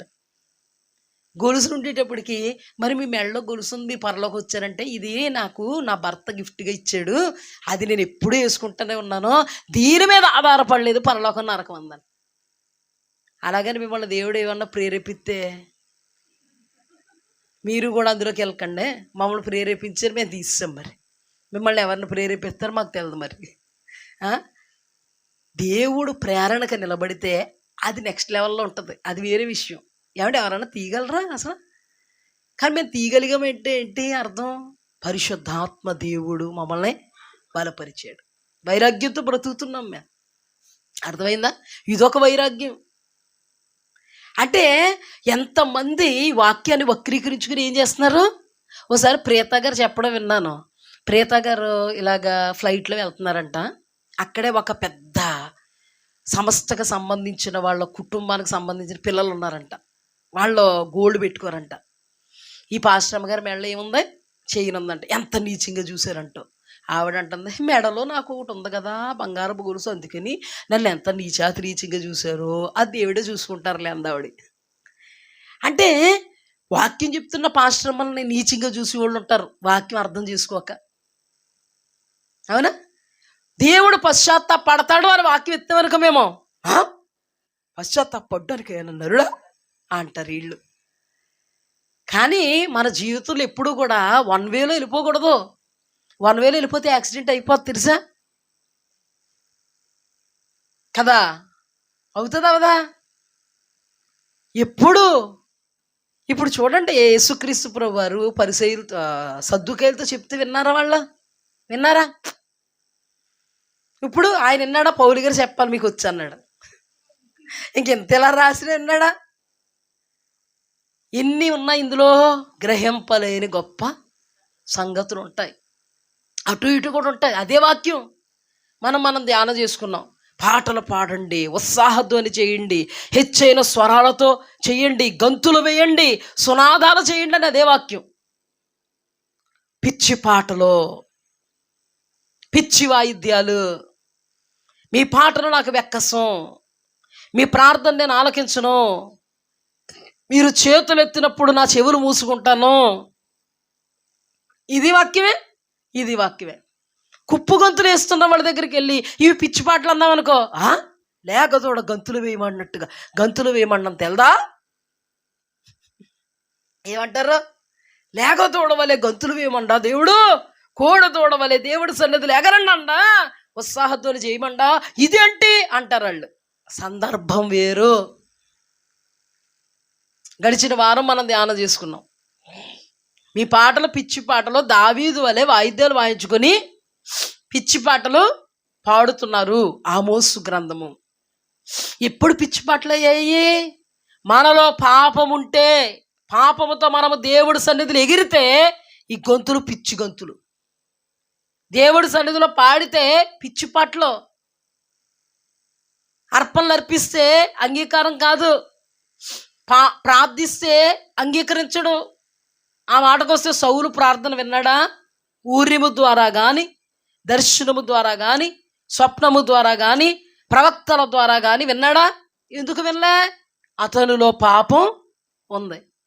నీ జీవితంలో, నా జీవితంలో పాపం ఉండి మనం భ్రమలో దేవుడు సన్నిధిలో కోడి దూడవలే గంతులు వేస్తున్నానని ఎగిరేవనుకో, నీ ఎగిరిలో ఆగిపోతాడు దేవుడు. దావీదు చాలా వాయిద్యాలన్నీ కూడా కూడబెట్టుకుని దేవుని వాక్యానికి విరోధమైన అక్రమం చేశాడు. అక్కడ యాజకులు మోయాల్సినటువంటి మందస్సాన్ని ఎద్దుల బండి మీద ఎక్కించి శూరులు పెట్టాడు, మహావీరులు పెట్టాడు. అది కాదు ప్రాసెస్. వెంటనే గొంతులేస్తున్నాడు, శక్తి వంచన లేకుండా శక్తికి మించి డ్యాన్స్ వేస్తుంటే దేవుడు కోపం వచ్చి ఈడు ఎలాగ ఆపుతాడో చూద్దామని ఈడు మొత్తానికి ఈ కుప్పు గొంతులు, అదే ఆరాధన, అవే పాటలు, అవే వాయిద్యాలు, అదే స్వరం. కానీ దేవుడి దృష్టికి ఏమైపోయింది? వెక్కసం అయిపోయింది. ఆపించేయాలి అనుకున్నాడు, అంతే. ఉజ్జాని చంపేశాడు అక్కడ. ఆటోమేటిక్గా ఎవరు ఆపమనకుండానే డీజేలు అన్నీ ఆగిపోయినాయి, లైటింగ్లు, సిస్టాలు, సౌండ్ ఆగిపోతే అప్పుడు అర్థమైంది. ఏమర్థమైంది దావీదుకి? అమ్మో, గంతులు వేయడం నిజమే, గంతులు వేయాలి, కానీ మనము దేవునికి అంగీకారంగా ఉండి గంతులు వేయాలి. అప్పుడు గంతులు వేస్తే ఎక్కడైనా అపశృద్ధి వెళ్ళిందా? అలాగే మన జీవితంలో సందర్భం చాలా ప్రాముఖ్యం. మనం ఇప్పుడు కూడా ఇడ్డుమంటే తిడ్డుమండం, తిడ్డుమంటే ఇడ్డుమండం కాదు. మనకు దేవుడిస్తున్న కృప అన్ని విషయాలు బయలుపరుస్తున్నాడు దేవుడు. కృప కదా, కృప కదా మనకి. ఆ తర్వాత కూడా దావీదు బెత్షెబాతో పాపం చేసినప్పుడు ఆరాధన మానుంటాడా? స్తుతించడం మానుంటాడా? గణపరచడం? ఎన్ని పండగలు వచ్చుంటాయి, ఎన్ని ఉత్సవాలు వచ్చుంటాయి. మరి ఆమోసు గ్రంథంలో ఏమన్నాడు? మీ ఉత్సవ కాలాలను ప్రలాపాలుగాను, మీ పాటలను ప్రలాపాలుగాను, మీ నడినెత్తిని బోడిగాను నేను చేస్తా. మందిరములో మీరు పాడుతున్న పాటలు నాకు వెక్కసం అయిపోయాయి, పిచ్చి పాటలు పాడుతున్నారు మీరు అన్నాడు. మంచివాళ్ళని అంటాడండి దేవుడు, మంచివాళ్ళని అంటాడండి. మంచిగా పాటలు పాడుతున్న వాళ్ళు పాడొద్దు అంటాడా? మొన్నటికి మొన్న ఎవరో కుప్పు గొంతులు వేస్తున్నారు, మీరు ఇలా చేస్తున్నారు, డస్కో అంటున్నారు అని అంటే ఆయన ఏమన్నారు తెలుసా? లేక చూడవాలి గంతులు వేయమని రాయబడలేదా? చదవలేదా వాక్యం అని అన్నారు. అంటే ప్రతిదానికి వాక్యమే. దేనికి వాక్యం? నీకు అనుకూలంగా నువ్వు చేసుకుంటావు వాక్యాన్ని, నాకు అనుకూలంగా నేను చేసుకుంటాను. దీన్ని దేవుడు కలిపి చెరిపిడి వాక్యం అంటాడు. వాక్యం నీకు నాకు అనుకూలం చేసుకునేది కాదు, వాక్యానికి అనుకూలముగా ఉండేదే మన జీవితంలో ఉండాల్సిన వాక్యం. హల్లెలూయా. అందుకే ప్రకటన గ్రంథంలో దీనితో ఏది కలపకూడదు, దీనితో ఏది చెరపకూడదు అన్నాడు. అంటే ఇప్పుడు మీకు అర్థమైంది. ఏమర్థమైంది మీకు ఇప్పుడు? అమ్మో, గ్రహింపలేని సంగతులు ఉంటాయి, గూఢమైన సంగతులు ఉంటాయి, సందర్భాలు వేరు. అంతేగాని అలాగా అవును కాదు, ఇది వాక్యం. మనం కూడా చూడండి, ఎవరన్నా వాక్యమే చెప్తారు, భగవద్గీతలో ఏది బోధించరు, మనకి బోధిస్తారు, ఖురాన్ ఏమన్నా తెచ్చి పెడతారు మన ముందుకి. అలాగైతే మీరు కూర్చోకుండా లెగిసి వెళ్ళిపోతారని తెలుసు వాళ్ళకి. కానీ బైబిల్లోదే. అలాంటప్పుడే మనకి ఇవన్నీ తెలిస్తే అది సత్యమైన బోధో కపటమైన బోధో మనం గ్రహించగలం. అందుకే దేవుని వాక్యంలో పౌలు గారు అంటారు, మా బోధ కపటమైనది కాదు, మోసయుక్తమైనది కాదు, అపవిత్రమైనది కాదు, కలిపి చెరుపుడు అనేకుల్లాగా మేము లేవు. ఇప్పుడు కలిపి చెరిపి ఎంతమంది చెప్తున్నారు వాక్యం? అనేకులు చెప్తున్నారు. వినాయక చవితి సందర్భంగా చెప్తున్నా చూడండి. బాధ ఏంటో తెలుసా? ఇంక అందరినీ కలగా పొలగా చేసేయాలి. ఆయన ఏమంటున్నారు తెలుసా? ఓ పాస్టర్ గారు ఏమంటున్నారు తెలుసా? ఆయన బాధ ఎంత బాధో తెలుసా? ఎంత వైరాగ్యమో తెలుసా? ఎంత సంకల్పం, ఎంత నిష్ట తెలుసా? కానుకలు ఇత్తలేదంట మీరు వినాయక చవితికి, సంతర్పణానికి ఇత్తలేదంట మీరు. దేనికి ఇవ్వట్లేదు? వాళ్ళ బాధ ఎలాగుందో కానీ ఇతనికి ఎక్కువ బాధ వచ్చేస్తుంది. ఏజెంటు ఇతను ఏమంటున్నాడంటే వాక్యం వక్రీకరి చెప్తున్నాడండి. మత్తయి సువార్త 8వ అధ్యాయంలో అనుకుంటూ మాట ఉంటుంది, నీ దేవుడు పరిపూర్ణుడు గనుక మీరు పరిపూర్ణులుగా ఉందురు, ఆయన నీతిమంతుల మీద అనీతిమంతుల మీద వర్షమును కురిపించుచున్నాడన్న మాట పట్టుకుని, ఆయన ఎంత ప్రేమమయుడు, ఎంత కరుణమయుడు. నీతిమంతుల మీద అనీతిమంతుల మీద ప్రేమ కారిపోతుంది ఆయనకి. నీకేముంది ప్రేమ నీళ్ళ మీద? వాళ్ళేమో భోజనం పెట్టడానికే కదా నిన్ను అడుగుతున్నారు, నువ్వు పంపేస్తున్నావు పెట్టి ఇవ్వకుండా. మీకు ఎలా అనిపించింది? వాక్యం తెలుసు కాబట్టి నేను అంటానా, బాబా నీకు అది ఒక్కటే కనబడుతుందా? విగ్రహ సంబంధితమైన అపవిత్రతను ముట్టకూడదని చెప్పలేదా? పరిశుద్ధాత్మకు మాకు తోచుతుందని చెప్పలేదా? అది ఇలా మోస్తాం, ఇలా మూసి ఇదొక్కటి ఇలా తెరుస్తాం. ఎంత అద్భుతమైన ఏజెంట్గా పనిచేస్తున్నాడండి అతను. ఈ క్యాండిడేట్ మీకు తెలుసు, ఈ మహానుభావుడు వల్ల కదమ్మా సీజన్లకి లెగుతాడు, కరెక్ట్గా వినాయక చవితికి లెగుతాడు, కరెక్ట్గా వరలక్ష్మి వ్రతానికి లెగుతాడు. వాడు సంతోషపడతారండి. వెళ్ళండి అంటే ఎంత బాగా చెప్పారండి పాస్టర్ గారు, వెళ్ళానండి, ఎంత సంతోషపడ్డారండి అందొక ఆవిడ. ఇలాంటి బోధలు నేనేం చేస్తా? ఇక్కడ చూడండి రాయబడిన, తక్కిన లేఖనాలు అపార్థము చేసినట్లు తమ స్వకీయ నాశనానికి అపార్థం చేయుదురు. వాళ్ళకు స్వకీయ నాశనం, వాళ్ళకి నాశనమే, వాళ్ళ బోధ విన్న వాళ్ళకి నాశనమే. జాగ్రత్త సుమ. దేవుని వాక్యంలో ఎంత స్పష్టంగా యేసుక్రీస్తు ప్రభువారి యొక్క తమ్ముడు ఉంటాడు కదా, సహోదరుడు యాకోబు నిలబడతాడు. ఎందుకు సున్నతి చేయండి, సున్నతి చేయించుకుంటున్నారని కొంతమంది పాస్టర్స్లు ఇచ్చారు. అన్యజనులు దేవుణ్ణి అంగీకరిస్తుంటే అబ్రహాము, ఇస్సాకు, యాకోబులతో దేవుడు ఏం చేశాడు? నిబంధన చేశాడు, సున్నతి చేసుకోవాలి. మీరు సున్నతి చేసుకోవద్దు, కుదరదు అంటున్నారు కొంతమంది పాస్టర్లు. వీళ్ళేమో అల్లిపోతున్నారు. ఎవరో దేవుడి దగ్గరికి బాగా వచ్చు, అద్భుతాలు జరిగాయి, ఆ దేవుడే నిజ దేవుడు అనుకున్నాం. ఈ పాస్టర్లు ఎటు కూర్చొని ఎత్తలేదు, నిలబడెత్తలేదు, మమ్మల్ని సున్నతి చేయించుకోమంటున్నారు ఏంటి అని పౌలు గారు లేచారు. అప్పుడు పౌలు గారు అన్నారు, ఆత్మకి సున్నత అవసరం కానీ శరీర సంబంధమైన సున్నత అవసరం లేదు. ఆత్మకుంటే చాలు సున్నతే, మారు మనసు ఉంటే చాలు, పాప క్షమాపణ ఉంటే చాలు, అది అక్కర్లేదు అంటే ఇద్దరికి తర్కం వచ్చింది. ఆ కేటగిరీకి ఈ కేటగిరీకి తర్కం వస్తే వీళ్ళందరూ కలిసి పెద్దల దగ్గరికి వెళ్తాన్నాడు అన్నారు. అప్పుడు యాకోబు లేచి, అన్యజనులను మనం శ్రమ పెట్టద్దు. పేతురు లేచి, పరిశుద్ధాత్మకు మాకు తోచుచున్నది, విగ్రహ సంబంధమైన అపవిత్రతను ముట్టొద్దని చెప్పండి, గొంతు పిసిగిందని, చంపిందని తినొద్దని చెప్పండి, రక్తాన్ని తినొద్దు అంతే, అంతకంటే ఎక్కువ వాళ్ళ మీద భారం పెట్టకూడదు అన్నాడు. ఇప్పుడు మన దగ్గరికి సున్నతి చేయించుకోండి అన్నాడు అనుకో ఏదన్నా పాస్టర్, మనకి ఎంత భారం. అవునా? తేల్చేశారు లేదు అక్కడ పరిశుద్ధాత్మ దేవుడు అంటే అది నిజమా కాదా? ఆయన ఏమంటున్నారు? నీతిమంతుల మీద అనీతిమంతుల మీద కురిపించేస్తున్నాడు అంటండి బాబు దేవుడు. అందుకని నువ్వు కురిపించేయాలంటే ఇప్పుడు వాళ్ళు భోజనం పెట్టడానికి ఎలా ఉంది మీకు? ఎలా ఉంది మీకు? ఎంతమందిని లాగేస్తున్నారో ఇలాంటి వాళ్ళు. వీళ్ళకి ఏమీ లేదు, రుద్దేయాలంటే ఇప్పుడు కంకణం ముసుగేసుకొద్దని ఈ పాస్టర్. శిరస్సు భర్తలు ఉన్నారు కాబట్టి వాళ్ళు వేసుకుంటారు. ఓ అమ్మాయి, నీకు పెళ్ళయిందా? నీకు శిరస్సు ఎవరు? నువ్వెందుకు వేస్తున్నావు ముసుగు అంటున్నాడు. నాకు తెలియక అడుగుతున్నాను, ముసుగు సందర్భం ఎంత ఉందండి? శిరస్సు ఎవరు కాదు, నీకు నీ భర్త శిరస్సు ఏమో, సంఘం అంతటికి యేసుప్రభు శిరస్సు. అక్కడ రాయబడిన మాట, రిబక, నాకు ఇవి దేవుడిచ్చిన తలంపులు. రిబక వస్తుంది చూడండి, ఎలియాజా తీసుకొచ్చినప్పుడు అతను ఎవరని అడుగుద్ది రిబక. అతను ఎవరని అడిగితే ఏమంటాడు? అతన్ని యజమానుడు అమ్మారు. కానీ ఆమె అక్కడ రాయబడదు, ముసుగు వేసుకోనేను. తరతరాలుగా దైవజనులు మనల్ని ఎలా నడిపిస్తుంటే సంఘాల్లో తీసే అర్జెంటుగా తీసే. ఇప్పుడు ఆయనకి ఏదో అయిపోతుంది. కాకపోతే వేసుకోవడం వల్ల వేసుకోకపోవడం వల్ల ఏమీ లేదు, నరకం పరలోకం ఉండదు ఇది. కానీ మన సంఘం క్రమం, ఆయన మనకు శిరస్సు, ఆయన మనకు గౌరవం.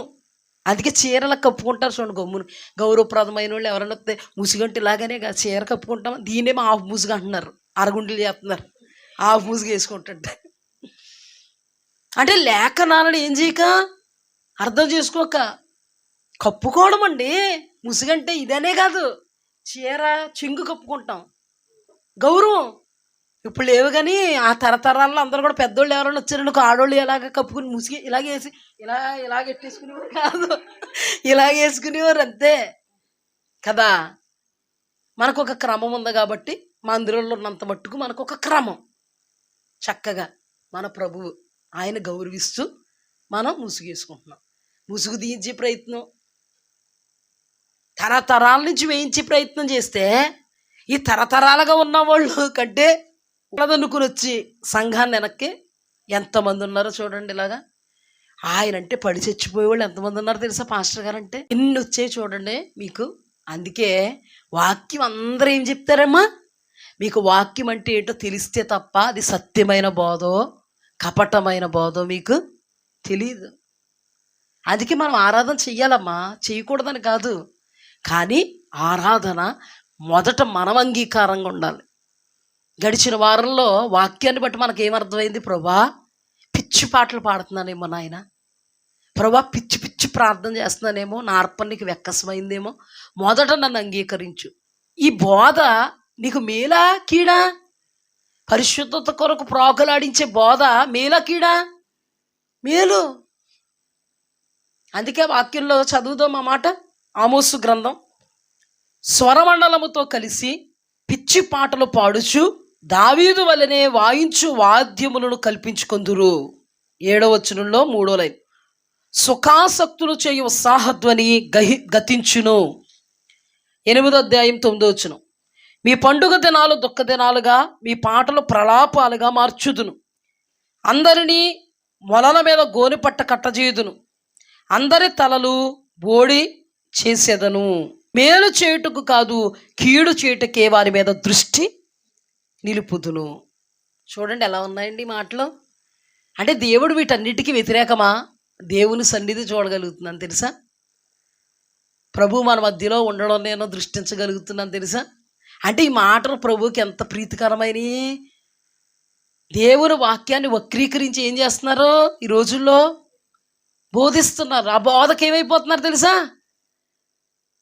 గ్లోరీ అని ఒక ఆమె ఇప్పుడు ఎలా తయారో తెలుసా? ఫేస్బుక్లో సినిమా పాటలు పెట్టి డ్యాన్స్ చేస్తుంది. ఫేస్బుక్లో సినిమా పాటలు పెట్టి డ్యాన్స్ చేస్తుంది. అది తప్పు అనుకోవట్లేదు ఆవిడే.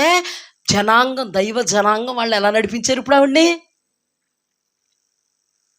తప్పు బోధలోనికి నడిపించారు. కొత్త కొత్త పాటలన్నీ ఎడుతుంది ఇప్పుడు. చిరాకు వస్తుంది అనమాట చూడడానికి. అంటే వీళ్ళు తప్పు కాదు, ఒకప్పుడు తప్పు అనుకున్నారు, ఇప్పుడు ఒకప్పుడు వరలక్ష్మి వ్రతంలో పాలు పప్పులు పొందడం తప్పు అనుకున్నారు, ఇప్పుడు సంతోషం అంట సంతోషపడుతున్నారంటే. నీతిమంతుల మీద అనీతిమంతుల మీద కూడా మన దేవుడు ఏం చేస్తున్నాడు?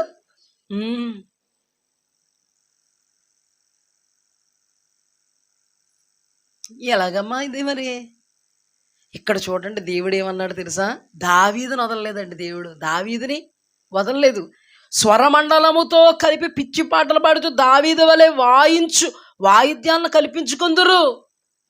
ఈ రోజున కూడా యథార్థంగా దేవుడికి ఆరాధించే వాళ్ళు ఆత్మతో సత్యంతో ఆరాధించాలండి. హల్లెలూయా. అందుకే దేవుని వాక్యంలో యోహాను సువార్తలో సమరీ స్త్రీ సందర్భంలో ఏమంటాడో తెలుసా? దేవుడు ఆయన ఆత్మ గనుక ఆయనను ఆరాధించువారు ఆత్మతో సత్యముతో ఆరాధించాలి.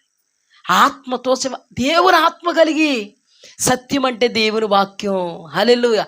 ఇందాక కూడా మన ధ్యానంలో లేఖనాలు దేవుని శక్తి. అంటే ఇప్పుడు మనం ఆరాధించాలంటే దేవుడు అంటే ఏంటో, లేఖనాలు అంటే ఏంటో తెలియాలి. అంటే మన ఆరాధించాలంటే దేవుని వాక్యం మనకు తెలియాలంటే మనము ఆత్మతో ఉండాలి, దేవుని శక్తితో నింపబడాలి. ఆత్మతో సత్యం అనబడే వాక్యంతో ఆరాధించాలంటే మనలో ఏముండాలి? సత్యం ఉండాలి. పరిశుద్ధత, యథార్థత, నమ్మకత్వంతో మనము ఆయనకు అంగీకారంగా ఒక కాలం వచ్చుచున్నది. ఆయన ఆత్మ గనుక ఆయన ఆరాధించేవారు ఆత్మతో సత్యముతో ఆరాధించాలి. కొంతమంది ఏమో దేవుని వాక్యం చెప్తుందండి, ఆత్మతో సత్యంతో ఆరాధించాలి, ఏ మ్యూజిక్ ఏం అక్కర్లేదండి అంటారు. అంటే అంత విడ్డూరంగా అర్థం చేసుకుంటున్నావు వాక్యాన్ని నువ్వు. కొంతమందికి మ్యూజికల్ ఇన్స్ట్రుమెంట్స్ అంటే ఎంత పడదు. మా ఊరు ఆయన కాంగో ప్లే చేస్తే పడదు. తీసేయండి ఇక్కడ కాంగో, చప్పట్లు కొట్టినవారు. అంటే ఇలాంటి దేవుడుని ఆరాధించేవాడు ఆత్మతో సత్యంతో ఆరాధించాలంతే. మౌనంగా సీయోనులో మౌనముగా ఉండుటే దేవుని స్తుతించుట. అది ఒకటే కనబడుతుందా నీకు? ఇన్ని కనబడుతుంది సందర్భమమ్మా. మీకు తెలుసా, కొంతమంది చప్పట్లు కొట్టకుండా పాడతారు పాటలు. మ్యూజికల్ ఇన్స్ట్రుమెంట్స్ ఏమి ఉండకూడదు. కొంతమంది ఇన్స్ట్రుమెంట్స్ లేకుండా పాడలేరు. వీళ్ళని చూస్తే వెకిలి నువ్వు, వీళ్ళను చూస్తే వెకిలి నువ్వు. దేవుడు అన్నిటికీ అక్కడ ఆరాధించే పరిస్థితి ఏమీ లేదు. పౌలు శీలలకి మ్యూజికల్ ఇన్స్ట్రుమెంట్స్ ఉన్నాయా? ప్లే చేసేవాళ్ళు ఉన్నారా? ఏమున్నాయి వాళ్ళకి? చేతులు ఒకటే ఉన్నాయి. రక్తసిక్తమైన దేహాలతో వాళ్ళు ఆత్మతో సత్యముతో ఆరాధించినప్పుడు దేవుడు అద్భుతం చేశాడు. హల్లెలూయా. అంతేగాని నువ్వు వాయిద్యాలు వాయించుకోవద్దని కాదు ప్రభు చెప్పింది. నువ్వు ఎన్ని వాయిద్యాలు వాయించుకుంటా అన్ని పెట్టుకో, న్యూ టెక్నాలజీకి సంబంధించిన అన్ని పెట్టుకో. నీ హృదయం దేవునికి అంగీకారంగా ఉంటే ఆ వాయిద్యాలు పిచ్చి వాయిద్యాలుగా ఉండో, నీ పాట పిచ్చి పాట కింద ఉండదో, నీ ఎగురులు పిచ్చి ఎగురులు ఉండో. ఇది దేవుడికి ఇంపైన సువాసన. హల్లెలూయా. మీకు చెప్తున్నాను కదా, కొంతమంది ఈ ముక్కలు పట్టుకుని మౌనముగా ఉండాలి అనేవాళ్ళు విడిపోయారు. ఆర్భాటంతో స్తుతించాలన్న వాళ్ళు విడిపోయారు. మీకు తెలుసా, కొంతమంది ఎక్కువ ప్రియారిటీ ఇస్తారు మ్యూజికల్ ఇన్స్ట్రుమెంట్స్కి. కొంతమంది ఏమక్కర్లేదు, హృదయాంతరంగాలతో పాడితే చాలు అంటారు. అబ్బాయి దేవుడికి ఏం తెలియకే, దేవుడికి అసలు ఏమీ తెలియదమ్మా. మనకు తెలిసినంత కూడా తెలియదు దేవుడికి. అందుకే ఎరుకో గోడల చుట్టూ ఆర్భాటంతో స్తుతించమన్నాడా? నువ్వేం మొక్క పట్టుకుంటున్నావు? నువ్వు అన్నం తినేటప్పుడు అన్నీ తినకో, అన్నం ఒకటే తిను. నువ్వు అన్నం తిన్నప్పుడు అన్నీ వేసుకోక, అన్నం ఒకటే. నువ్వు కూర ఒకటే, నువ్వు పచ్చడి ఒకటే, నువ్వు నెయ్యి ఒకటే, నువ్వు మాత్రం అన్ని పంచభక్ష పరమాలు కలిపేసుకొని పొద్దున్న మధ్యాహ్నం సాయంత్రం తినేస్తావు. అర్థం అవట్లేదా? ఏమని రాయబడింది? అపార్థం చేసుకుంటున్నారు. ఒకరికేమో సైలెంట్గా ఉంటే నచ్చుద్ది, ఆత్మ కనబడిపోద్ది. ఒకరికి ఎగిరితే దెయ్యాలు కనబడిపోతూ ఉంటాయి. దెయ్యాలు వాక్యమును అర్థము చేసుకోక వచ్చినటువంటి తిప్పలో. హల్లెలూయా. ఏమండి, యేసుక్రీస్తు ప్రభువారు పుట్టినప్పుడు వీణ పట్టుకుని సంగీత సునాదాలు పట్టుకుని దేవదూతలు వచ్చి ఆరాధించాయి. ఎవరిని? పరలోకంలో కూడా సంగీత సునాదాలతోటే ఆరాధన, తంతి వాయిద్యాలు. ఎంత అద్భుతమైన ఆరాధన అండి, ఎంత అద్భుతమైన ఆరాధన. ఒక మాట చెప్పాలంటే నెబుకద్నెజరు రాజు సందర్భంలో విపంచిక పెద్ద ప్రతిమను నిలబెట్టి ఏం చేశారు చెప్పండి, మీరు చెప్పండి. దీన్ని ఎలా రివర్స్ చేస్తున్నారు చెప్తాను. ఏం చేశారు? ఆ వాయిద్యాలు అన్నీ ఒక్కసారిగా మారుమోగుతుండగా మీరందరూ వచ్చి సాష్టాంగ పడాలన్నాడా? అలాంటి వాయిద్యాలు మన దేవుని కూడా వాయిస్తున్నారు లేదా? కొంతమంది అది ఆళ్ళకి, ఎవరికి ఆళ్ళకి. నువ్వు ఎలాగోలా తప్పించుకుందామని డబ్బులు తక్కువ అవుతాయని నీకు నాకు తెలుసు. కాదండి, దేవుని వాక్యాన్ని బట్టి ఆయన ఆరాధించాలి. మనది అదే పాట, అదే లిరిక్, అదే ట్యూన్, అదే వాయిద్యం. నీ హృదయం ఎప్పుడు అంగీకారంగా ఉందో, నువ్వు అంగీకారంగా ఉంటే అవి దేవుడికి ఇంపైన సువాసన. హల్లెలూయా. నువ్వు అంగీకారంగా లేవు, నీలో పాపం ఉంది, వాక్యానికి విరోధమైన అక్రమం ఉంది, నువ్వు ఎంత బ్యాండ్ పెట్టినా అదంతా దేవుడు కుప్పు గంతులే. ఈ రెండే. అందుకే మన జీవితంలో ప్రతీది ఆత్మతో సత్యముతో ఆరాధించండి అంటే వాయిద్యాలు ఏవి లేకుండాని కాదు. నీలో దేవుడికి స్థానం ఉండాలి, దేవుని ఆత్మకి స్థానం ఉండాలి, దేవుని వాక్యానికి స్థానం ఉండాలి. నీవు దేవుణ్ణి స్తుతించగలగాలి. హల్లెలూయా. ఎప్పుడు కూడా వాక్యాన్ని మనం ఏం చేయొద్దు, వక్రీకరించవద్దు. ఇప్పుడు మా పిల్లలు ఉంటారు, ఇక్కడే పెట్టండి రా అంటాను నేను, ఇక్కడే పెట్టండి రా అంటాను. పెట్టేశారు, ఎంతకాదు పోయిందనమాట. పోతే ఇప్పుడు ఏమంటాను నేను, అక్కడ పెట్టండి రా అంటాను. ఇక్కడ పెట్టమన్నారు, అక్కడ అందులో పెద్ద ఏముంది? ఇది పోయింది, ఈ సందర్భం ఇలా వచ్చింది, అక్కడ పెట్టిన ఏమవుద్ది, పలుకుద్ది. కానీ కొంతమంది అంటే మక్కి అంతే. అందులో పెట్టారా ప్లగ్, ఆ రెండు అందులోకి వచ్చాయా, అందులోకి కరెక్ట్గా వచ్చాయి. మెజర్మెంట్ చూసుకుంటారు కొంతమంది, స్కేలు అంతేం అక్కర్లేదు. ఇప్పుడు చెప్పండి, ఎన్ని ఉన్నాయండి, ఎన్ని పరిస్థితులు ఉన్నాయి. ఎన్ని పరిస్థితుల మధ్యలో మార్పు చెందితే బాగుపడతారు. 70 మందిలోనంట అనేకులు యేసు ప్రభుని విడిచి వెళ్ళిపోయారు. ఇది కఠినమైన బోధ, ఈ బోధ మాకు వద్దు. అందుకేనంటే ఇప్పుడు ఎలా లేచారు తెలుసా? యేసు నామం అన్నవాళ్ళు ఒకవైపు ఉంటారు, పరిశుద్ధాత్మ దేవుడు తప్ప వేరే దేవుడు లేడు, ఇది పరిశుద్ధాత్మ యోగం అని ఎక్కడ మా యెహోవా దేవుడే అంటారు. నాకు తెలియక అడుగుతాను, అపోస్తులు పాప యేసుప్రభు అంటే ఎవరో తెలుదా? అపోస్తులు పరిశుద్ధాత్మ అంటే ఎవరో తెలుదా? అపోస్తులకి యెహోవా దేవుడు అంటే ఎవరో తెలుదా? మరి ఈ రోజున మనకి తెలుసు కదా. మరి ఎందుకంటే వీళ్ళందరూ మేము నమ్మినదే సత్యం అంటారు. వీళ్ళు మా యెహోవా నామం అంటారు, మా యేసు నామం అంటారు, పరిశుద్ధాత్మ నామం అంటారు. ముగ్గురు ఒక్కటే. దేవునికి స్తుతి కలుగుగాక. ఒక్కటే ధ్యానం చేద్దాం. గడిచిన వారాల్లో మనం ధ్యానం చేసాం.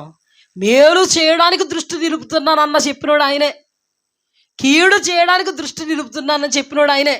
ఒకడంటాడు, ఇదిగో చూడు వాక్యం, ఆయన మేలే చేస్తాడు అంటాడు ఒకడు. నో ఆయన కీడు చేస్తాడు అంటాడు ఒకడు. నువ్వు అలాగా నేను అలాగా. ఎప్పుడు మేలు చేస్తాడో మీకు వాక్యం తెలుసు కదా. ఎప్పుడు మేలు చేస్తాడో, మేలు చేయడానికి దేవుడు ఎప్పుడు దృష్టిస్తాడో, నువ్వు ఆయనకు అనుకూలంగా ఉన్నప్పుడు నీకు మేలు చేస్తాడు. కీడు చేయడానికి దేవుడు ఎప్పుడు దృష్టిస్తాడో, నీవు కీడుకరంగా ఉన్నప్పుడు నీకు కీడు చేస్తాడు. అంటే దేవుని వాక్యానికి విరోధంగా ఉన్నప్పుడు దేవుడే నీకు కీడు చేస్తాడు. ఈ విషయాలు ఇప్పటికీ కూడా మనం ఏమవకూడదు, మర్చిపోకూడదు. దేవుడు ప్రార్థన చేయండి అన్నాడా లేదా? కొన్ని సందర్భాల్లో ప్రార్థన ఆలకించను అని ఎవరైనా వాక్యం చెప్పారనుకో, కొంతమంది బలహీనలు అయిపోతారు. ఇంతలాగా ప్రార్థన చేసిన ప్రార్థన ఆలకించడం అంటే ఇంకెందుకు కడుపు కొట్టుకోవడం, మంది ఎలాగా ఆలకించండి, ఇంకెందుకు ప్రార్థన, ఒంట్లో బాగోపోయి వెళ్ళిపోవడం, తినిపోదాం. ఇలా బోధ మనల్ని ఏం చేస్తుంది? అప్పుడు చెప్పండి అమ్మ, ఏం చేస్తుంది బోధ? బలహీనపరిచేస్తుంది. వినడంట, దేవుడు వినడంట చెప్పారు. ఉపవాస ప్రార్థన అంటే అది కాదని చెప్పారు కొంతమంది. అప్పటి నుంచి కూడా ఉపవాస ప్రార్థన అంటే అది కాదంట, హృదయంలో దేవుడు ఉంటే చాలంట అన్నారు. కొంతమంది ఉపవాసాలు చేయడం మానేసారు, తెలుసా మీకు? తెలుసా? అందుకనమ్మా ఇప్పుడు కూడా పిల్లలు పెద్దవాళ్ళైనా వాక్యం ఎవరు చెప్పినా ఇదే చెప్తారు. కానీ అది ఎలా చెప్తున్నారు అని మనం వాక్య లేఖనాలని ఎరిగి ఉండాలి. బెరాయా సంఘస్థులంట వాక్య లేఖనాలు ఎరిగారు కాబట్టి వాళ్ళని ఎవ్వరు బోల్తా కొట్టించలేకపోయారు. అపోస్తుల కార్యాలు అపోస్తులు కాకే వారు అపోస్తులని ఎలా తెలుసుకున్నారు తెలుసా? లేఖనాలను గ్రహించారు వాళ్ళు. హల్లెలూయా. అందుకే మన జీవితంలో ఒక ప్రత్యేకమైనటువంటి స్థానం మనమే వాక్యమై ఉండగలగాలి. వాక్యం ఎవరికైతే తెలీదో వాళ్ళని బురుడి కొట్టిస్తాడు సైతానుగాడు. యేసుక్రీస్తు ప్రభువారికి వాక్యం తెలుసు కాబట్టి బురుడి కొట్టిద్దామని వచ్చాడు ఆయన దగ్గరికి. కొట్టించగలిగాడా? దేవాది దేవుడు అదే వాక్యం, ఆ వాక్యం ఎత్తుకొచ్చాడండి. మీకు తెలుసో లేదో ఏ వాక్యం పట్టుకొచ్చాడు? ఈ రాళ్ళు రొట్టులకు గాక అను దైవ కుమారుడా, నీవు దేవుని కుమారుడు అయితే. అంటే ఏంటి? కాదా దేవుని కుమారుడిని చూపించనా అంటాడు అనుకున్నాడు. మనమైతే ఎంత తింగరోళు కాదా అన్నాడా? మనుష్యుడు రొట్టె వలన మాత్రమే కాదు, దేవుని నోట నుండి వచ్చి ప్రతి మాట వలన. అంటే ఆయనకి ఏం తెలుసు? వాక్యం తెలుసు. నీకు నాకు వాక్యం తెలిస్తే మన మాటలు, మన ప్రవర్తన, మన క్రియలు, మన సంభాషణ, దేవునికి మనకున్నటువంటి సంబంధం అనుకూలంగా ఇలా ఉంటుంది. లేకపోతే రాళ్ళు రొట్టెలుగా చేసుకోగలిగే కెపాసిటీ మనకు ఉందనుకో, మరుక్షణం చేసేసుకుంటాం, భుజించేస్తాం. అప్పుడు దేవుడు భక్త ఫెయిల్ ఏమంటాడు దేవుడు? మనమేమో ఓవర్ కాన్ఫిడెన్స్లో పాస్. కడుపు నిండిపోయింది. బాగా అర్థం చేసుకోండి. ఈ వాక్య జ్ఞానం ఉందా కాబట్టే శద్రక్ మేషక్ అబేద్నెగో దానియేలు ఏం చేశారు తెలుసా? సేమ్ ఇదే ఎగ్జాక్ట్గా. సైతానుగాడు ఎలాగొస్తాడో తెలుసా? ఈ రాళ్లను రొట్టెలుగా మార్చుకో తినేయగలిగే కెపాసిటీ ఉంది యేసుప్రభుకి. తినగలిగాడా? ఎందుకు? వాక్యం తెలిసి. ఇప్పుడు రాజుగారి దగ్గర నుంచి వచ్చింది పంచభక్ష పరమన్నాలు. తినగలిగే కెపాసిటీ ఉందా లేదా? వాళ్ళ చేతుల్లో ఉందా లేదా? తిన్నారా? ఏమన్నారు? అమ్మ బాబోయ్, సైతానుగాడు వచ్చాడు, తెలియకుండానే వస్తాడు. ఆకారంలో వస్తే తెలుస్తుంది మనకి. ఇలాగొస్తే పసిగట్టగలగాలి మనం. ఎలా వచ్చాడు? ఆకారంలో వచ్చాడా? యేసుప్రభు దగ్గరికి వచ్చినట్టు వచ్చాడా? ఎలా వచ్చాడు చెప్పండి? ఆ పరిస్థితులతో వచ్చాడు. అస్సలు కంటికి కనబడకుండా ఆకారం, నల్లాకారం అసలు ఎక్కడ కనబడకుండా వచ్చాడండి. సైతానుగాడు వచ్చి పంచభక్ష పరమన్నాలు పెట్టాడు. అందులో కనబడిపోతున్నాడు, దానియేలుకి కనబడిపోతున్నాడు సైతానుగాడు. నీకు కూడా కనబడిపోవాలి సైతాను. అర్థమైందా? మనకేమో 2 కొమ్ములెట్టుకుని వస్తేనే కనబడతాడు, నల్లాకారంతో అయితేనే కనబడతాడు. మనకి కాదు, అందరి దగ్గరికి అలా రాడు. వెంటనే జయించడం లేదా దానియేలు? అప్పుడు దేవుడు శభాష్ గెలిచితివి అన్నాడు. ఆకారం దగ్గరికి కూడా వచ్చాడు. చక్కగా కెపాసిటీ లేదా నాకు? ఎంత చాకచక్యంగా తీస్తానో షీనారు వస్త్రం, ఎంత చాకచక్యంగా తీస్తానో వెండి బంగారపు కమ్మి షీనారు వస్త్రం ఎంత చాకచక్యంగా దాచిపెడతాను అంటే దేవుడు అన్నాడు, ఒరే నువ్వు ఫెయిల్. సైతానుగాడు వచ్చేసాడు నీ దగ్గరికి. ఆ అస్త్రంలో నువ్వేమైపోయావు? పడిపోయావు. అలాగే మన దగ్గరికి సైతానుగాడు ఎప్పుడైనా మీకు తెలుసా ఆకారంలో వచ్చాడా మీ దగ్గరికి? మీకు ఏం అలవాటు అంటే చీకటి ఆనెత్తే మాత్రం పాస్టర్ గారితో ప్రార్థన చేయించుకోవడం అలవాటు. చీకటి అంతేనే, ఆనపోతే మాత్రం ఎంత పెద్ద సైతానుగాడైనా నెత్తి మీదే. వాక్యం చాలా జాగ్రత్తగా మనం ఏం చేయాలమ్మా? అర్థం చేసుకోవాలి, అధ్యయనం చేసుకోవాలి. ఇప్పుడు చెప్పండి, మేలు చేసేది ఆ దేవుడే, కీడు చేసేది ఆ దేవుడే. పశ్చాత్తాపడనన్నవాడు ఆయనే, కానీ పశ్చాత్తాపడేవాడు ఆయనే. ఇలాగ మనం చూసుకుంటూ పోతే చాలా సందర్భాలు ఉన్నాయి. ఇంకా దేవుడు మనకు బయలుపరచబోతున్నాడు. హల్లెలూయా, హల్లెలూయా. మనం ఇప్పుడు కూడా ఏం చేయాలి? ధ్యానం చేసుకోవాలి, అధ్యయనం చేయాలి. ఆ పాస్టర్ గారు స్త్రీలు వాక్యం చెప్పకూడదంటే ఒక్క మాటతో తప్పించుకున్నాడు తెలుసా? ముసలోళ్ళు వాక్యం చెప్పొచ్చంట. ఎవరంట? ముసలోళ్ళకి పొడుసోళ్ళకి ఏంటో తేడా తీరుతులేదు. అంటే ఈ మా అమ్మగారే చెప్పాలన్నమాట మనకు వాక్యం, నేను చెప్పకూడదు. ఎంత నవ్వులాట కింద ఉందండి. అంటే ఈ రోజుల్లో అందరూ ఏమైపోతున్నారు తెలుసా? ఎవరికి నచ్చిన వాళ్ళు ఈ రోజుల్లో కూడా పాటలు పాడుతున్నప్పుడు, ఆరాధన చేస్తున్నప్పుడు అమ్మా నిజంగా ఒక్కటే, ప్రభువా నా హృదయం నీకు అంగీకారంగా ఉండాలయ్యా, నీ వాక్యం తెలియపరుస్తుంది. ఒకవేళ నేను నీకు అంగీకారంగా లేనంటే నువ్వు ఖచ్చితంగా నన్ను అంగీకరించు. నా ప్రయాసం వ్యర్థమైపోద్దు ప్రభువా. నీ మనసు నాకు కావాలి, నీ ఆత్మ నాకు కావాలి, నీ సన్నిధి నాకు కావాలి, నీ వాక్యాన్ని నేను గైకొనగలగాలి, నా ప్రార్థన నీకు అంగీకారం కాగలగాలి ప్రభువా అని దేవుడి దగ్గర నిలబడగలుగుతాం. అప్పుడు దేవుడు ఏం చేస్తారు తెలుసా? మన ప్రార్థన ఆలకిస్తారు. ఇప్పుడు మనం ప్రార్థన చేయడానికే వచ్చాం, మన విజ్ఞాపన చేయడానికే వచ్చాం. మన వల్ల ఎన్నో కార్యాలు జరిగితే తెలుసా? దేవుడేమన్నాడు? సంఘానికి అధికారం ఇచ్చాను. సాతాను మీద అధికారం ఇచ్చాడు దేవుడు మనకే. ఇప్పుడు యాక్సిడెంట్లను ఆపు చేయగలిగేటువంటి పరిస్థితి మనలో ఉంటుంది తెలుసా? ఎప్పుడు కూడా ఉపవాస ప్రార్థన మానకూడదు. మొన్న ఒక సాక్ష్యం విన్నాను నేను, అది నన్ను చాలా ప్రేరేపించింది. అందుకే బలహీనంగా ఉన్నా కూడా ప్రార్థన చేయడానికి, దేవుడా దేవుడా దేవుడా అని అలా ధ్యానం చేయడానికి అది నాకు చాలా పురుకొల్పింది. ఒక ఆమె ఉంది, ఆమె విగ్రహారాధికురాలు అయితే దేవుడు అంటే అసలు ఇష్టం లేదు. అయితే దేవుడు ఆమెకి కొన్ని ప్రత్యక్షతలు ఇచ్చి మొత్తానికి ఆమెను దైవికంగా దేవుడు నడిపించుకుంటే ఒకరోజు ఆమె ఉపవాస ప్రార్థన ఎప్పుడు మాందంట. అలాంటిది ఒకరోజు ఉపవాస ప్రార్థన చేయడం మానేసిందంట. అంటే ఉపవాసం లేదంటే ఏం జరిగిందంటే ఒక అమ్మాయి యాక్సిడెంట్లో చచ్చిపోయిందంట. చెప్పేది నన్ను జాగ్రత్తగా వినండి. యాక్సిడెంట్లో ఒక అమ్మాయి చచ్చిపోయి ఆ ఆత్మీయ దగ్గరికి వచ్చేసిందంట.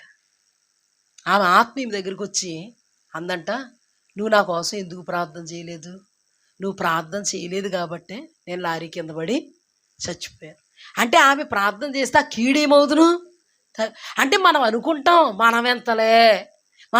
మన ప్రార్థన ఎంత, మనం ఎంతలే అనుకుంటాం. కానీ మన దేవుడు నిజ దేవుడు, అధికారం ఇచ్చింది ఆయన, శత్రువు మీద జయం ఇస్తానని చెప్పింది ఆయన. మన ప్రార్థన వలన అదృశ్య లోకంలో ఎన్నో ఘనకార్యాలు దేవుడు చేస్తాడు తెలుసా? అందుకని మనం ఎప్పుడూ కూడా ప్రార్థన చేసినప్పుడు కీడుల నుండి తప్పించు ప్రభువా. అందుకే పరలోక ప్రార్థనలో దేవుడు ఏమని చెప్పాడు? మేము శోధనలో ప్రవేశించకుండా కీడుల నుండి మమ్మల్ని తప్పించండి. అంటే మన జీవితంలో మనకి ఇచ్చినటువంటి ప్రార్థన అనేటువంటి ఆయుధంతో మన కీడులను ఏం చేయాలి? గద్దించాలి. దురాత్మ పీడితుల్ని విడిపించమని, అంధకార శక్తుల్ని విడిపించమని, చీకటి శక్తుల నుంచి విడిపించమని, లేకపోతే యాక్సిడెంట్స్ నుంచి విడిపించమని, ఫలానా దెయ్యాల నుంచి విడిపించమని, ఫలానా దురాత్మల నుంచి విడిపించమని మనం ప్రార్థన చేయాలి. మనం చేసేది ఏమీ లేదు, ఆయన మనకు నేర్పేశారు ప్రార్థన. మనం ఏంటంటే ఉపవాసంతో వచ్చాం, కడుపు కట్టుకున్నాం. ఈరోజు పెద్ద ఏం వాక్యం కాదు, జస్ట్ అవి చెప్పానంతే.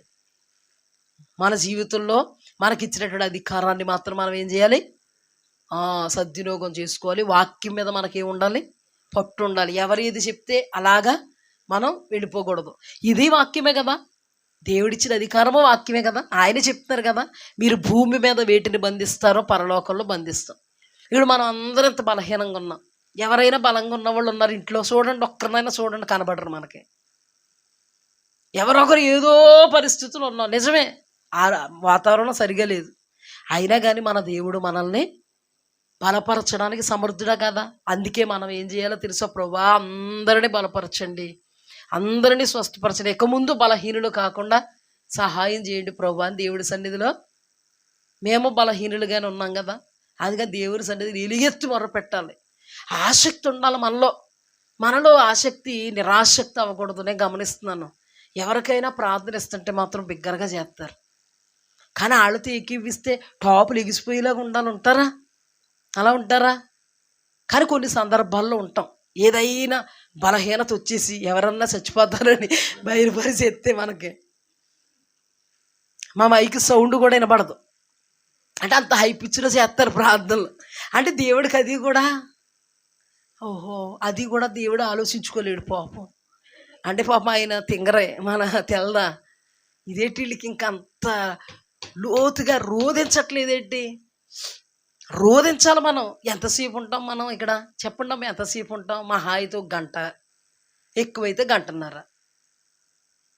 ఎవరికైనా అంశం ఇస్తున్నప్పుడు మనం కూడా రోధించాలి, కన్నీళ్లు కార్చాలి. ఎందుకంటే ఉపవాసం అంటే మాటలు కాదండి, కడుపు కొట్టుకుంటున్నాం. 9 దాటిందంటే గంట కొడద్ది. అలాంటిది 1 గంట అయింది, కడుపు కట్టుకుని వచ్చాం. మనందరూ బలహీనంగా ఉండొద్దు. మాకు ఒక్కటి అడగండి, ప్రభా మాకు వాక్య జ్ఞానం కావాలి, లేఖనాలను మేము ఎరగాలి. ఎంతోమంది లేఖనాలను ఎరగక ప్రభు ఒక్కొక్కరు దిక్కుకు పారిపోయాడు ఆయన. ఎలా పడితే అలా సంఘాలను ముక్కలు చేసేస్తున్నారు. ఒక పాస్టర్ గారు ఇలాగ అంటున్నారు, ఒక పాస్టర్ గారు ఇలా అంటున్నారు. ప్రభా మన వంతు మనం కృషి చేయాలి, మన వంతు మనం ప్రార్థన చేయాలి, మనం మనకిచ్చినటువంటి అధికారాన్ని ఉపయోగించుకోవాలి. సాతాన్ని అల్లజడి పుట్టించాలి, అల్లలాడించాలి. వాడు మనల్ని అల్లలాడించేస్తున్నాడు అప్పుడే 2 వారాల నుంచి కదా. చూడండి, బలహీనంగా ఉంటే బలహీనంగానే ఉంటుంది, బలంగా ఉంటే బలంగా ఉంటుంది. అందుకని మన జీవితంలో ఎప్పుడు కూడా సమయాన్ని వ్యర్థం చేసుకోవద్దు. కళ్ళు మూసుకోండి అందరూ.